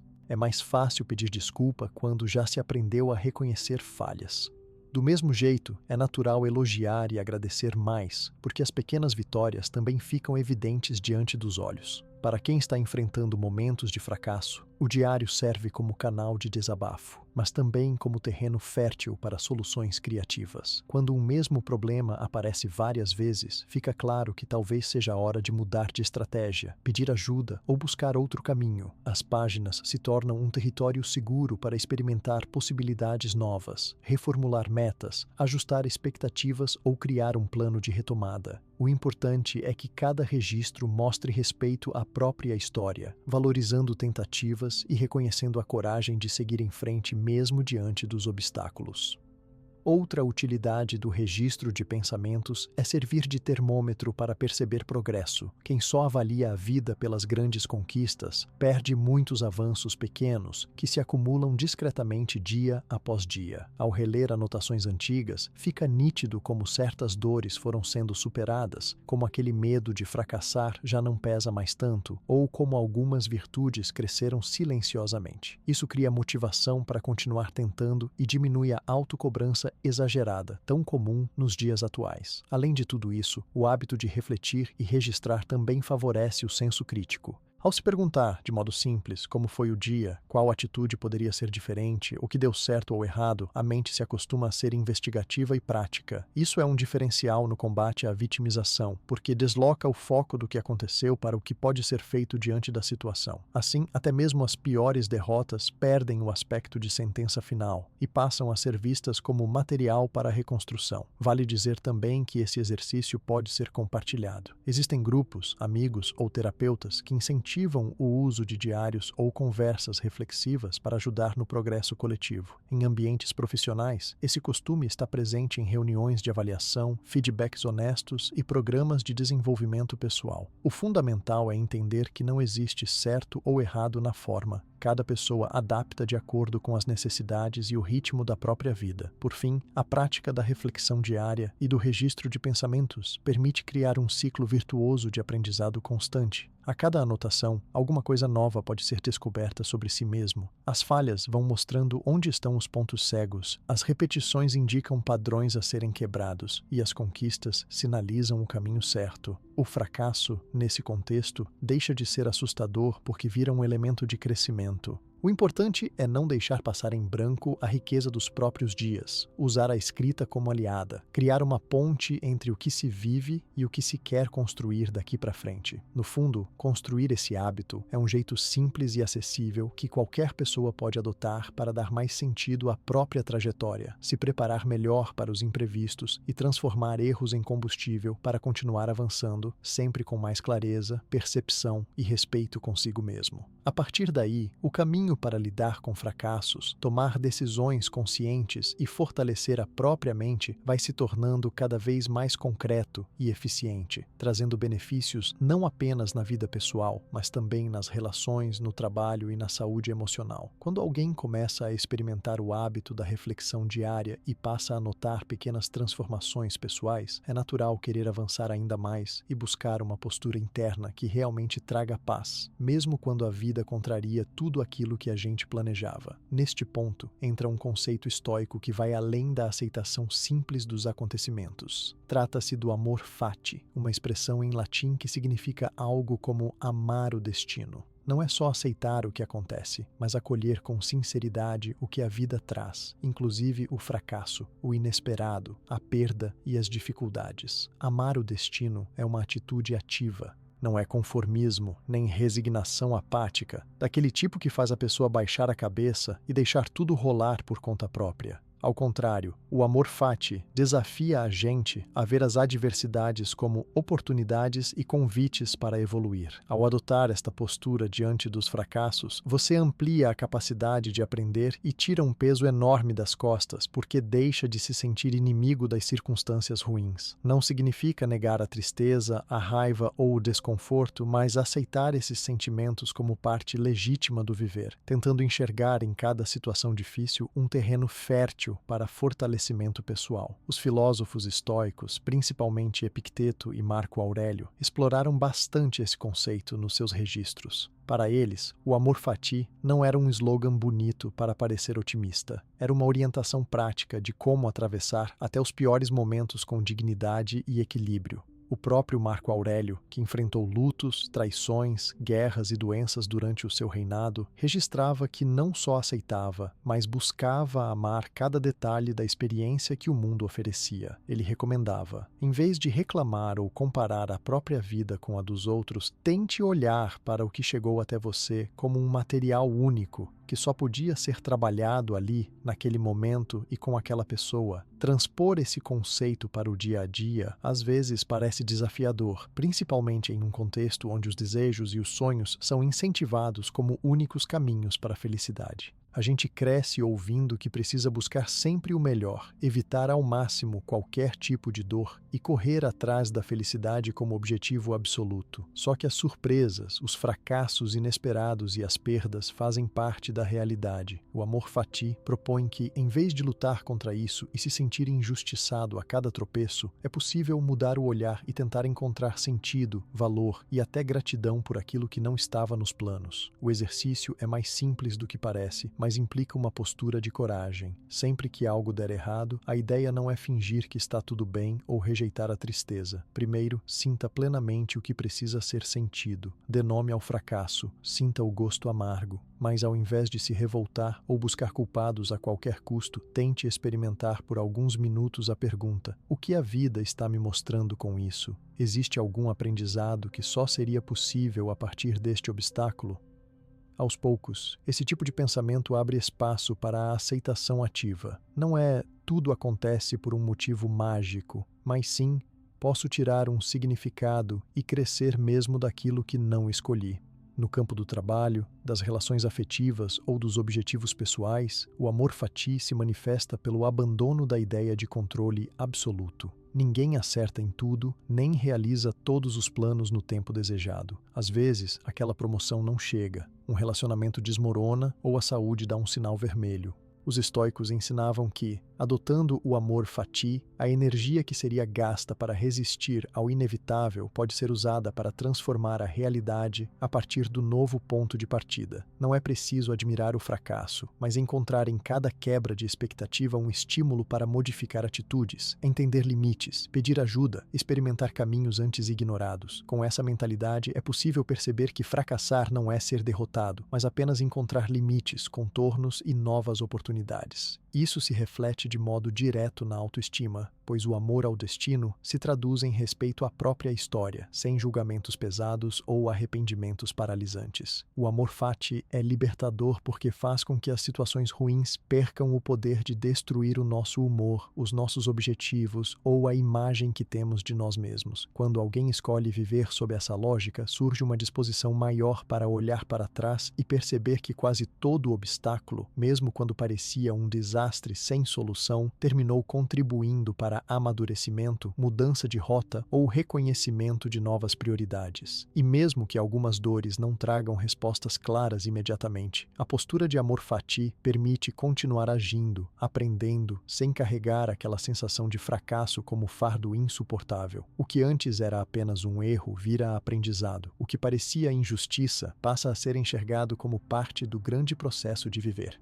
Praticar o amor fati no cotidiano pode ser feito aos poucos, começando com pequenas situações de frustração. Alguém perde um ônibus, uma reunião importante é desmarcada, uma resposta esperada não chega. Em vez de se revoltar ou entrar num ciclo de lamentação, existe a opção de respirar fundo e pensar: ok, isso aconteceu e não estava nos planos, mas pode ser que exista algum benefício, algum tempo de sobra, alguma lição embutida nisso. Aos poucos, vai se construindo a habilidade de aplicar essa atitude também nos desafios de maior peso, como críticas inesperadas, demissões ou dificuldades financeiras. O estoico entende que, quanto mais cedo aceita e ama o que chega, mais força ele tem para agir de modo criativo e ajustar o próprio caminho. O amor fati também desenvolve humildade, pois obriga a pessoa a reconhecer que não é possível prever todos os acontecimentos, nem garantir que a vida siga conforme o planejamento. Isso não é sinal de fraqueza, é apenas um reconhecimento honesto das limitações humanas. A partir dessa humildade, surgem menos cobranças desnecessárias e uma abertura maior para entender que as pessoas ao redor também enfrentam batalhas invisíveis.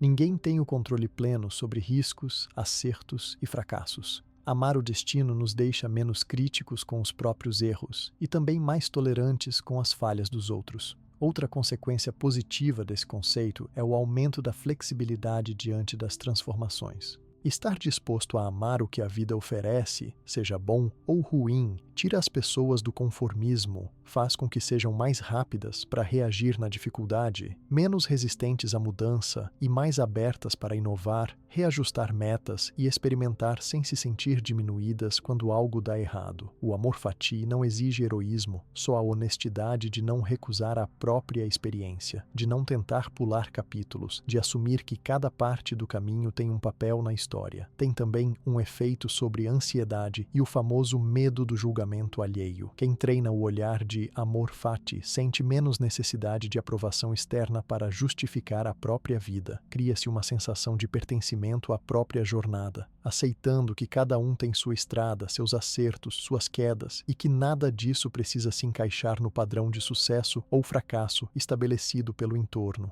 Amar o que acontece, mesmo quando é difícil de engolir, transforma a relação com comparações, com cobrança interna e com expectativas irreais. No relacionamento com falhas e derrotas, a chave é transformar o orgulho ferido em maturidade. O fracasso, que poderia ser motivo de autopiedade ou autoindulgência, passa a ser enfrentado de frente, mas com respeito. Não existe mais aquela vergonha sufocante de não ter dado certo, porque agora o que importa de verdade é o tanto que se aprende com cada situação nova. A energia não fica presa no arrependimento, mas é direcionada para o que pode vir de construtivo na sequência. E se for preciso ajustar desejos, mudar metas ou recomeçar do zero, o amor fati traz essa coragem. Outro ponto importante é reconhecer que o amor fati não significa tolerar injustiças graves, abusos, violências ou situações que pedem reação firme e mudanças práticas. Amar o destino não elimina a responsabilidade de agir, denunciar, pedir ajuda e buscar justiça quando necessário. O estoico não é ingênuo. Ele entende que existem circunstâncias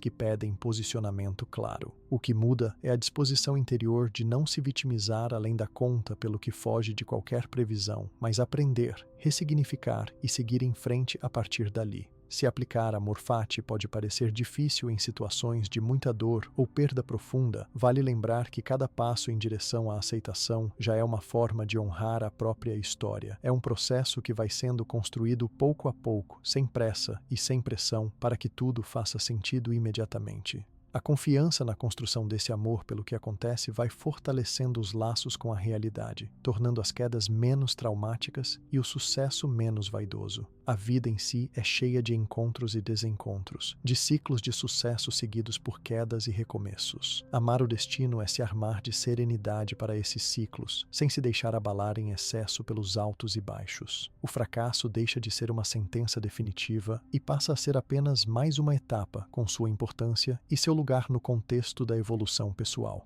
Esse tipo de postura gera mais paz, relações mais honestas, menos ressentimento e mais liberdade para experimentar.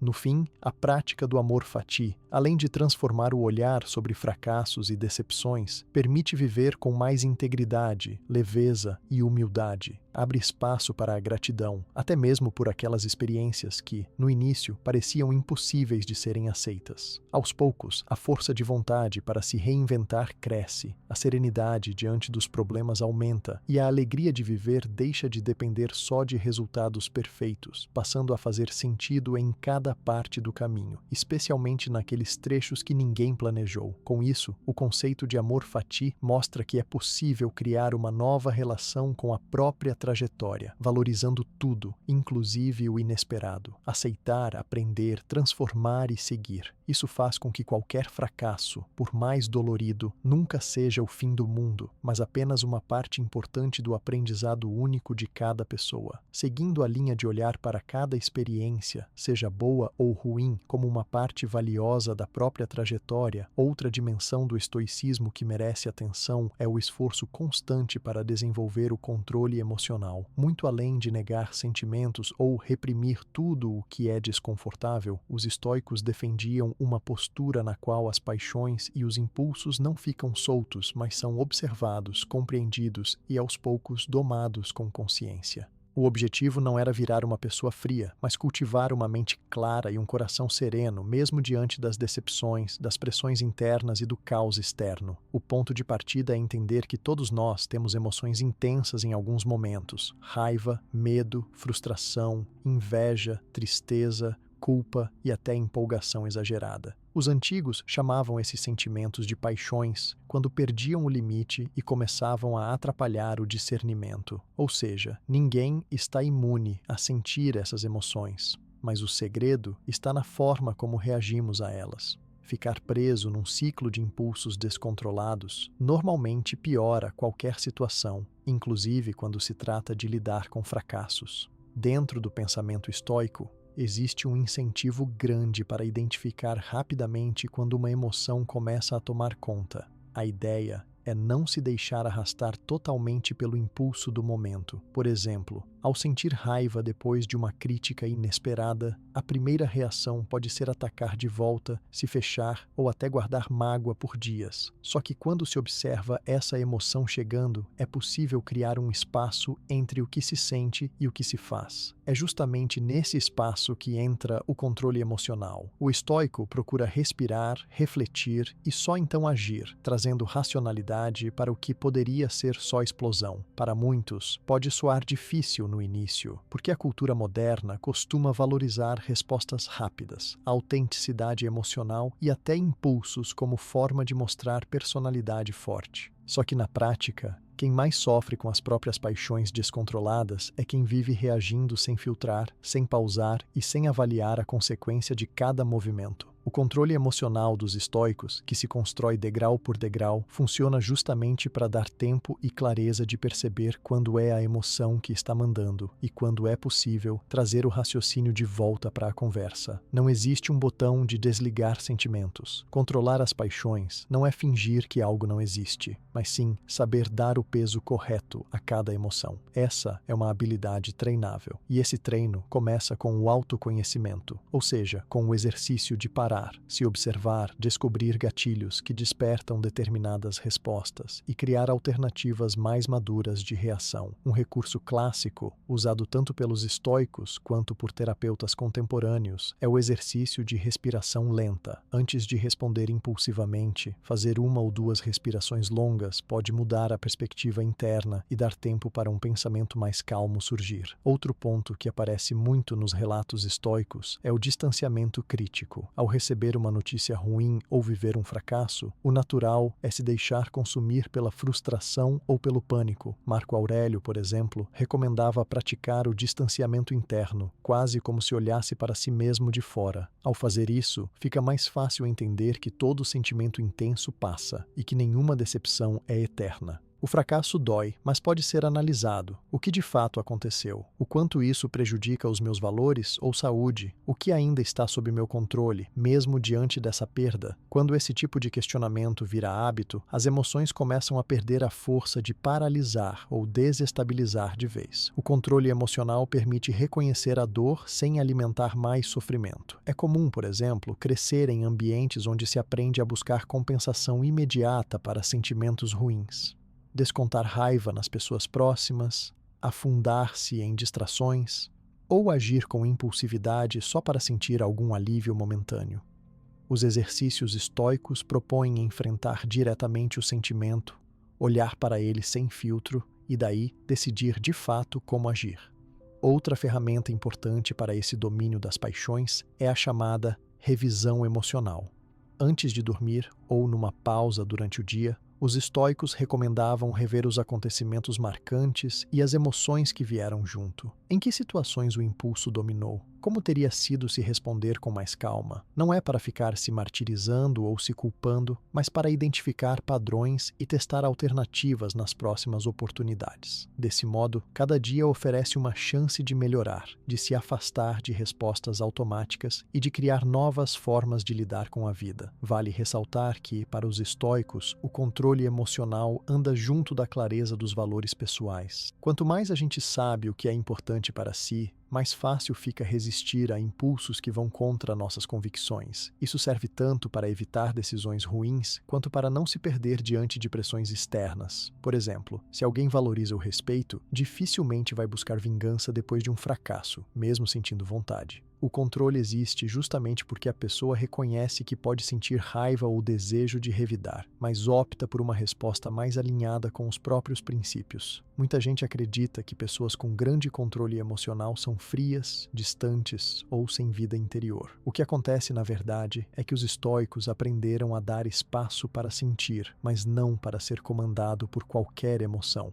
Eles desenvolvem repertório para agir com discernimento mesmo em situações de pressão. Isso é especialmente útil diante de fracassos ou perdas, quando os sentimentos podem ser avassaladores. A capacidade de pausar, entender, processar e só depois decidir o próximo passo faz uma diferença enorme na qualidade das decisões, na saúde dos relacionamentos e até na autoestima. Outro aspecto importante desse domínio não é reprimir a emoção, mas aceitá-la, nomeá-la e planejar uma saída razoável para ela. Se depois de uma derrota o sentimento for tristeza, desabafo, choro, tudo isso tem espaço, mas logo em seguida a pergunta se torna: como vou transformar essa energia? Preciso pedir ajuda? Devo fazer um plano de ação? É preciso conversar com alguém ou mudar de postura? O segredo é não ficar parado, alimentando ressentimento ou raiva que não constrói, mas canalizar esse sentimento em alguma resposta útil ou de crescimento. Quando o controle emocional vira prática regular, não só o fracasso fica menos amedrontador, como também as vitórias deixam de causar arrogância. Os estoicos alertam muito para o risco das paixões positivas, desde que sejam desmedidas. O excesso de euforia, de confiança cega ou de orgulho exagerado também pode levar a erros graves, rompimentos, decisões apressadas e perda de foco. Por isso, o domínio emocional é a base de uma vida equilibrada, em que os altos e baixos são absorvidos sem perder o senso de si e o respeito pelas próprias metas. No dia a dia, quem treina esse tipo de postura se sente mais disposto a ouvir críticas sem explodir defensivamente, lidar com pessoas difíceis sem absorver toda a energia negativa e até aprender com próprios erros ao invés de se culpar o tempo todo. O controle emocional dos estoicos é abrir um espaço entre o estímulo e a resposta. Respira, observa, sente e aí sim escolhe como agir. No começo pode parecer artificial, mas quanto mais vezes esse ciclo é praticado, mais natural e espontâneo ele se torna. Outro ponto importante a destacar é que esse domínio não se conquista de um dia para outro. Os estoicos recomendam persistência e compaixão diante das próprias falhas. Ninguém vai acertar sempre, e haverá vezes em que o impulso vai tomar conta de novo. O progresso vem justamente da repetição, do ajuste, da análise constante dos próprios comportamentos. Cada situação emocional difícil é também uma oportunidade extra de exercício. Com o tempo, relações melhoram, escolhas ficam mais acertadas e a vida como um todo ganha mais leveza e estabilidade. Além disso, esse autocontrole emocional impacta diretamente na saúde física. O corpo responde a estresse, raiva e ansiedade com sintomas reais, como insônia, dores, queda de imunidade ou tensão muscular. Ao tornar o controle emocional uma parte do cotidiano, o organismo começa a responder melhor a esses desafios, porque a mente não vive mais num estado permanente de alerta. Se sentir ansiedade diante de um fracasso, por exemplo, saber canalizar isso em conversa, caminhada ou outro tipo de atividade saudável bloqueia o efeito negativo que o acúmulo de emoções tende a provocar a longo prazo. Também é fundamental apontar que o domínio emocional não é ferramenta para virar alguém insensível ou indiferente. Ele existe para aumentar a responsabilidade diante do que se sente, oferecer uma paleta de respostas mais ampla e tirar a pessoa do automático. Isso transforma o fracasso em uma chance de evolução verdadeira. A cada vez que se opta por não reagir impulsivamente, cresce a tendência de escolher aquilo que serve para o próprio progresso. Se a vida estiver passando por momentos de frustração, medo do futuro ou sensação de impotência, priorizar o exercício do controle emocional pode ser o primeiro passo para sair do ciclo de autossabotagem. Ao reconhecer a presença da emoção, mas se negar a agir só por impulso, abre-se espaço para ações mais criativas, compassivas e produtivas. É assim que os estoicos constroem sua imunidade ao fracasso, sentindo, analisando, ajustando e mantendo sempre a dignidade e a sensatez diante de qualquer tempestade, por mais forte que ela pareça no início. Por fim, o controle emocional é um exercício acessível, cuja eficácia aumenta conforme ganha espaço na rotina. Parte da observação e do respeito pelo que se sente inclui o trabalho de análise diária, passa por técnicas simples como respiração e revisão interna e culmina no hábito de responder antes de reagir. Com esse conjunto, o fracasso perde o poder de afundar e a pessoa aprende a transformar qualquer emoção em uma aliada na busca por uma vida mais equilibrada e resiliente. Com este olhar de reconhecimento sobre as emoções, as falhas e o dia a dia, muita gente começa a perceber que os exercícios estoicos não servem só para transformar a vida interior ou lidar com autocrítica pesada. Eles também funcionam como ferramentas práticas para enfrentar os desafios reais no mundo moderno. Não é segredo para ninguém que a rotina de hoje é marcada por ritmo frenético, incertezas, prazos apertados e, principalmente, uma enxurrada de situações inesperadas em qualquer aspecto. Trabalho, estudos, família, amizades e até questões financeiras. Nesse cenário, entender como levar esses princípios para situações cotidianas faz toda a diferença na força mental e, claro, até na produtividade. Imagina, por exemplo, o ambiente profissional. Qualquer pessoa inserida em times, empresas, lideranças, projetos ou que dependa de resultados, notou como a pressão cresceu muito nos últimos anos. Exigem-se entregas rápidas, metas ousadas, boa convivência e, ao mesmo tempo, um equilíbrio emocional quase de mestre. Não é raro ter pessoas incríveis se sentindo esgotadas, sem reconhecer suas próprias conquistas e, muitas vezes, paralisadas pelo medo de errar. Aqui entra aquele estoicismo prático. Ao adotar a dicotomia do controle no ambiente de trabalho, cada um aprende a investir energia no que realmente tem domínio, largando de vez aquela mania de tentar administrar todos os resultados ou agradar todo mundo o tempo inteiro. Na prática, isso significa que, ao receber uma missão difícil ou até impossível de ser cumprida 100%, você pode dar o seu melhor no preparo, na comunicação e nos detalhes, mas não se condenar se as circunstâncias externas não colaborarem. Dá para perceber rapidamente que esse tipo de postura vai deixando a rotina menos tensa, até porque as expectativas param de ser jogadas lá no alto, fora do alcance humano real. Se um projeto não anda bem porque faltou recurso, imprevisto técnico ou mudanças drásticas de direção, aquele que aplica os exercícios estoicos já treinou resignação, humildade e rápida adaptação. E nem todo problema no trabalho tem solução direta. Tem chefe intransigente, colega de equipe que trava processos, cliente insatisfeito com algo que escapa da sua alçada. Se você consegue separar o que pode tentar ajustar e o que está completamente fora do seu alcance, vive menos ansiedade, age com mais respeito pelas próprias limitações e não gasta energia com culpa desnecessária. Essas pequenas mudanças reduzem estresse, melhoram produtividade e até fortalecem relações de respeito dentro dos ambientes profissionais. Além do autocontrole diante da pressão, há outro ganho valioso: a resiliência no coletivo. Em equipes que adotam uma lógica estoica, o fracasso de um projeto ou uma meta não atingida não vira caçada às bruxas, nem motivo de vergonha coletiva. A energia é redirecionada para analisar causas, aprender com erros e buscar soluções naquilo que está ao alcance do grupo. Isso reduz o clima de medo e favorece criatividade até nas situações mais tensas. E como as pessoas não precisam fingir perfeição o tempo todo, aumentam a confiança entre si, a cooperação e a honestidade durante os desafios. Vale pensar também no lado pessoal.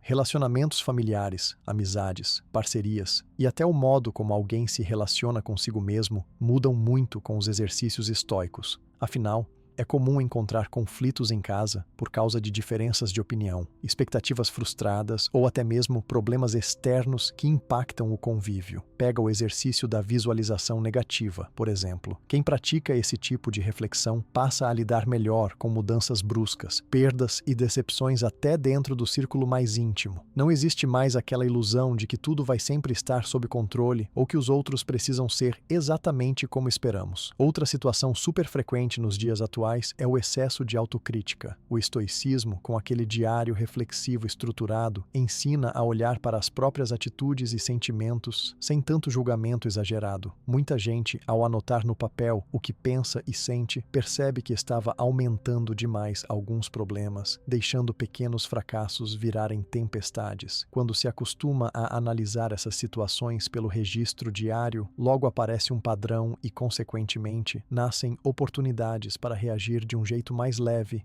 e, ainda assim, responsável. Isso é um ganho para a saúde mental, diminui a ansiedade e impulsiona a autoconfiança. O conceito da autodisciplina que os estoicos valorizam também é um trunfo nos tempos de dispersão digital e excesso de estímulos. Manter uma rotina de hábitos simples, mas constantes, seja dormir melhor, cuidar do corpo, estudar com foco, reservar tempo para o lazer ou simplesmente desligar o celular por um tempo para respirar, acaba construindo resistência até aos fracassos mais duros. Não é porque uma meta pontual não foi atingida que todo o processo precisa ser abandonado. Muitos profissionais, inclusive atletas e artistas, explicam que, quando tudo desanda por fora, é a rotina de pequenas práticas diárias que permite reconstruir e ter força para tentar mais uma vez. A prática de amor fati, ou seja, adotar uma postura de aceitação ativa diante do que acontece, também tem uso imediato no século XXI. Basta reparar em quantas situações da vida fogem completamente do combinado: uma doença inesperada, uma crise econômica gigante, mudanças de regras em processos seletivos ou cortes repentinos de oportunidades. As pessoas que conseguem abraçar os acontecimentos, inclusive os negativos, agem com mais agilidade, perdem menos tempo se sentindo injustiçadas e começam a procurar o que fazer com o que está disponível. Isso redefine o significado de fracasso e muda totalmente a relação com perdas e recomeços, tanto em âmbito profissional quanto pessoal. No campo dos estudos, os princípios estoicos aparecem como aliados preciosos. Tem muito estudante travado pelo medo de errar, seja num vestibular, numa prova, numa seleção de emprego ou até numa simples apresentação de trabalho.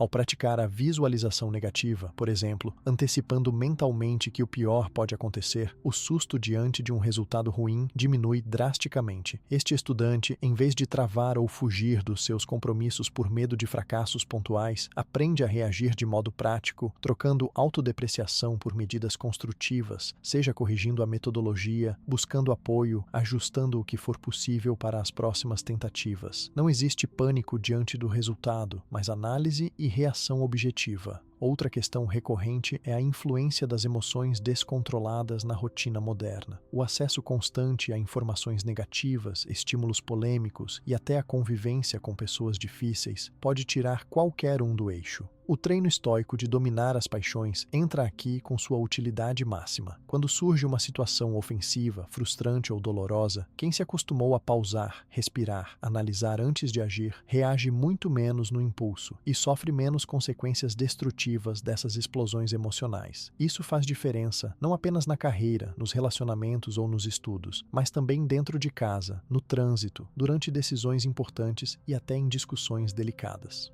Até mesmo o fracasso financeiro, que costuma ter um impacto enorme na autoestima e nas relações, pode ser encarado sob a luz do estoicismo. Em vez de interpretar uma perda material como humilhação permanente ou evidência de incapacidade, o praticante estoico avalia as causas, aprende com o erro, aplica mudanças e, principalmente, não transforma a situação em autojulgamento eterno. Saber diferenciar quem você é do que você perdeu ajuda a reconstruir mais rápido e a não desperdiçar energia se lamentando. Ao aceitar o ciclo natural dos acontecimentos, é possível agir com mais inteligência, foco e até coragem para enfrentar novas tentativas. Os exercícios estoicos, mesmo adaptados à linguagem atual, também beneficiam quem precisa conviver com incertezas profissionais ou pessoais. Profissionais autônomos, empreendedores, mães e pais, estudantes, líderes, colaboradores, todos estão sujeitos a mudanças repentinas nas demandas, nos projetos e nas dinâmicas de convívio. Quem se habitua a refletir diariamente sobre os aprendizados, rever escolhas, entender o que está sob controle e o que não está, encara a instabilidade com menos desespero e mais engenhosidade. Ao invés de esperar certeza absoluta antes de agir, usa o que tem disponível, adapta o planejamento e segue em frente, sem travar pelo medo de não conseguir.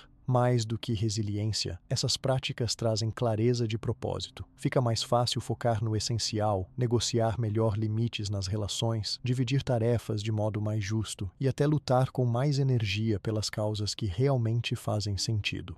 Aos poucos, quem adota os exercícios estoicos percebe benefícios em áreas que antes nem eram tão óbvias, como maior disposição física, sono de qualidade, autoestima mais estável e menos comparações inconscientes com a vida dos outros. No mundo empresarial, a adoção de alguma dessas práticas pode repercutir em times menos hostis ao erro, com cultura de aprendizado permanente, empresas que treinam seus líderes e colaboradores para analisar problemas com objetividade, agir diante do que está sob controle, admitir falhas sem julgar ou punir em excesso, tendem a inovar mais, reduzir conflitos e fidelizar talentos. Os indicadores mostram, inclusive, queda em rotatividade, aumento de cooperação e criação de ambientes mais seguros para criatividade e crescimento. Individualmente, o efeito também é perceptível na redução da ansiedade e da depressão, já que fracassos e desafios deixam de ser vistos como ameaças insuperáveis e passam a ser tratados como fases, etapas que todo mundo enfrenta. O praticante estoico constrói paz de espírito para enfrentar crises, tem mais paciência com seus próprios processos, sabe lidar melhor com a pressão por resultados e mantém o senso de valor pessoal mesmo nas situações de maior cobrança ou exposição. Com as redes sociais e a facilidade de monitorar a vida alheia, o estoicismo oferece uma resistência contra a busca contínua por validação externa. Alguém que cultiva rotina reflexiva, autodisciplina e aceitação ativa dos próprios erros se liberta de padrões inalcançáveis, críticas gratuitas e comparação destrutiva.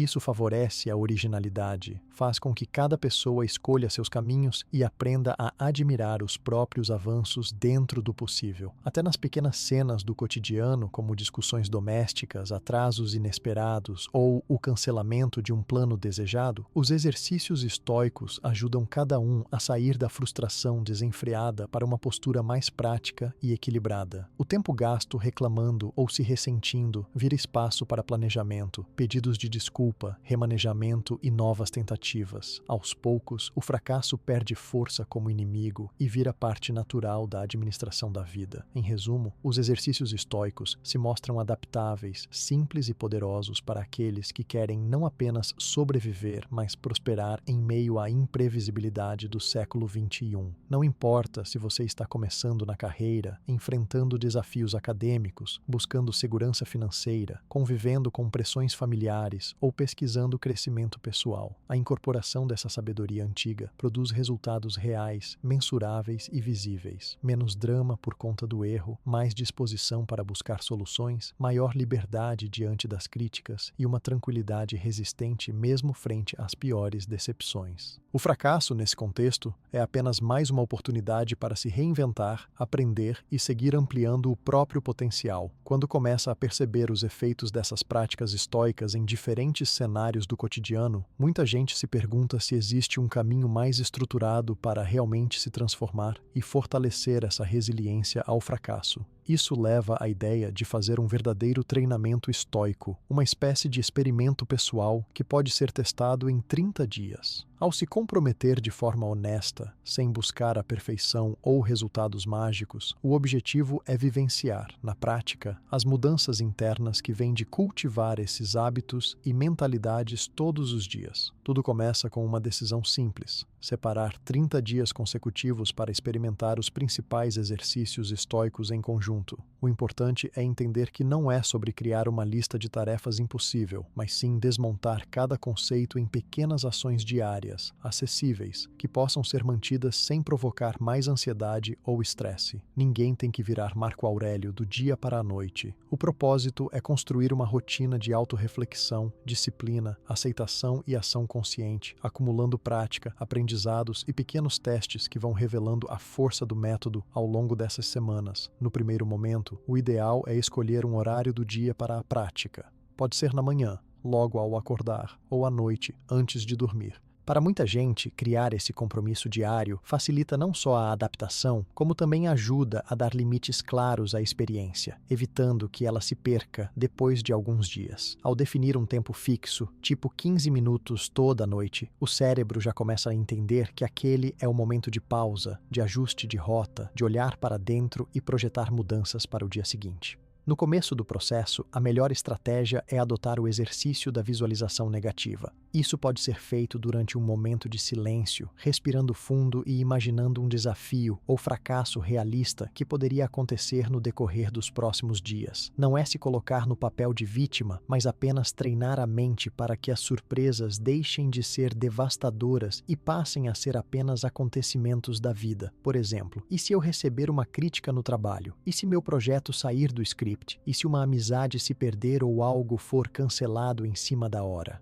Ao exercitar essa visualização por alguns minutos diários, o susto do imprevisível diminui muito e a resposta natural é menos drama e mais solução prática. Junto com isso, vale incluir a rotina de dicotomia do controle. O treinamento passa por identificar, durante o dia, quais situações estavam realmente sob seu domínio e quais simplesmente não dependiam de você. É interessante anotar no final de cada jornada pelo menos uma situação de cada tipo. Isso fortalece o hábito de focar seu esforço onde ele faz diferença e não desperdiçar energia tentando controlar o que não está ao alcance. Com o tempo, esse discernimento fica natural e até automático. O terceiro ponto importante dentro desse treinamento é a prática insistente da autodisciplina. Para muita gente, o simples ato de acordar na primeira vez que o despertador toca ou de não procrastinar aquela tarefa incômoda já representa uma pequena vitória pessoal. A orientação estoica é começar pequeno, escolher 1 ou 2 hábitos realistas que você gostaria de fortalecer e trabalhar neles dia após dia, sem cobranças exageradas, sempre lembrando que o caminho é de constância, não de perfeição. O resultado, mesmo que não seja visível nos primeiros dias, vai se acumulando e gerando autoconfiança para desafios maiores. O registro diário de pensamentos é outro pilar que não pode faltar. Anotar, escrever ou gravar áudios para si mesmo serve como um espelho de progresso. Na prática, qualquer formato funciona: caderno, bloco de notas, aplicativo ou até áudio rápido no celular. O mais importante é buscar sinceridade absoluta nessas reflexões, nomeando fracassos, identificando emoções do dia, reconhecendo vitórias e avaliando o que poderia ser diferente. Esse arquivo pessoal ganha força com o tempo, é rico para revisitar e mostra de maneira concreta o quanto você evolui mesmo quando parece que nada mudou. Na sequência, a ideia é cultivar também o exercício do amor fati. Todos os dias, diante de algo que saiu do controle, ou não correspondeu à expectativa, ou até diante de pequenas frustrações, busque a aceitação ativa. Isso começa ao se perguntar: como posso fazer disso uma oportunidade? O que posso aprender desse revés? Treinar esse olhar de gratidão mesmo sobre o que incomoda acostuma o cérebro a não entrar em ciclos de autojulgamento pesado e aos poucos vai tornando a mente mais flexível para lidar com percalços maiores. O domínio emocional também precisa ser praticado diariamente. Isso inclui desde reconhecer sentimentos intensos, nomear o que está sentindo na hora, respirar fundo para dar um espaço entre emoção e reação e decidir qual atitude combina mais com seus princípios. Aliás, o simples fato de interromper o impulso, mesmo que por 10 segundos, já faz diferença. Com o passar dos dias, esse espaço entre sentir e agir vai aumentando. As explosões emocionais reduzem e o senso de autocontrole cresce. Para completar esse ciclo, uma recomendação poderosa é manter um lembrete à vista, seja escrito ou mental, de que o fracasso faz parte do processo, nunca é o fim. Em alguns dias do treino, os tropeços vão vir, seja por falta de disciplina, preguiça ou acontecimentos realmente frustrantes. A orientação estoica não é punir ou desistir de si mesmo, mas acolher aquele erro como parte da jornada, revisar o que houve e simplesmente recomeçar na manhã seguinte. À medida que os dias vão passando, pequenas mudanças começam a se acumular. Para muita gente, o maior ganho nesses 30 dias não é um resultado espetacular visível, mas uma sensação diferente de calma diante do desconhecido, de clareza ao tomar decisões e de leveza ao lidar com críticas, imprevistos ou autocrítica. Pessoas que antes sentiam pânico diante de um erro percebem aos poucos que aquele medo enorme vai diminuindo. A tolerância aos próprios limites cresce e as cobranças internas se tornam mais justas. Também surge um respeito novo pelo próprio tempo, em vez de exigências impossíveis possíveis, a régua passa a ser o progresso pessoal e não a comparação com qualquer padrão externo. O fracasso perde o peso de sentença definitiva e vira apenas um capítulo no processo de autoconhecimento e amadurecimento.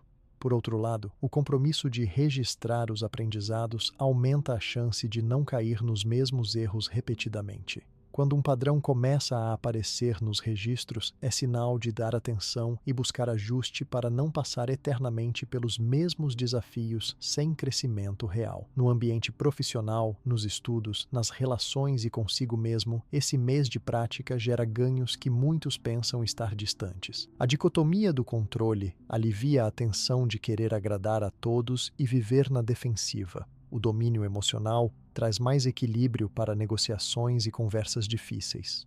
O amor fati facilita o recomeço rápido depois de um revés. A autodisciplina sustenta a energia que faltava para desafios longos e cansativos, e o registro reflexivo cria autoconfiança, mostrando que ninguém precisa ser perfeito para continuar evoluindo. Quem estende o método para a convivência com outras pessoas também nota mudanças positivas. Responder com mais serenidade, saber ouvir, aceitar limites dos outros e até pedir ajuda virá algo mais natural e menos dolorido. Isso reduz muito os conflitos desnecessários e traz relações mais honestas e profundas. O medo de fracassar, seja no trabalho ou na vida pessoal, já não paralisa tanto porque o valor próprio passa a depender mais de intenção e ação interna do que de reconhecimento externo. O interessante do treinamento estoico de 30 dias é que ele é totalmente ajustável. Se algum exercício parecer difícil demais em determinado momento, é só reduzir a frequência ou trocar por outra prática do mesmo espírito. A proposta é avançar com gentileza, aceitando altos e baixos, sempre valorizando o progresso na direção certa, mesmo que sem grandes rupturas. E quando chega ao final, é comum perceber que o modo de interpretar falhas e encarar imprevistos mudou de dentro para fora. Depois dessas 4 semanas iniciais, muita gente sente vontade de continuar. O estoicismo, quando vira hábito, não entrega uma resposta mágica para todos os dilemas, mas serve como bússola diária de decisões mais justas, menos impulsivas e mais abertas ao aprendizado, principalmente por reduzir o drama e as expectativas irreais. Há relatos de quem, após esse tempo investido, mudou postura ao encarar críticas, melhorou o desempenho profissional, fortaleceu vínculos familiares ou simplesmente dorme melhor sem o peso constante do arrependimento. Afinal, 30 dias não mudam uma trajetória inteira, mas são mais que suficientes para provar a si mesmo que é possível construir outra relação com o fracasso, com as emoções e com a autocrítica. Com o tempo, cada etapa do método se torna ferramenta natural em qualquer circunstância difícil. Perde-se o medo do improviso sempre que algo não sai conforme o previsto, e a cada adversidade superada, o desejo de continuar aprimorando essas práticas só cresce. Para quem está cansado de viver com medo de errar ou de carregar culpa por cada projeto não realizado, experimentar esse mês de treinamento estoico pode ser um divisor de águas interior. Ao adotar visualização negativa, dicotomia do controle, autodisciplina, registro de pensamentos, amor fati e domínio das emoções como práticas diárias, mesmo que simples e breves, a mentalidade vira de resistência para aprendizado, de ansiedade para serenidade e de expectativa para responsabilidade. O mais importante é entender que o processo não exige ferramentas caras, cursos sofisticados ou filosofia complexa. Basta papel, disposição, uns poucos minutos por dia e um compromisso sincero consigo mesmo. Depois de 30 dias, a diferença na forma de enfrentar não apenas fracassos, mas também as pequenas dores e alegrias de cada jornada pode ser tão grande que a vontade de parar simplesmente desaparece. O resultado é uma fortaleza mental verdadeira, alicerçada em experiências concretas e pronta para seguir crescendo por toda a vida.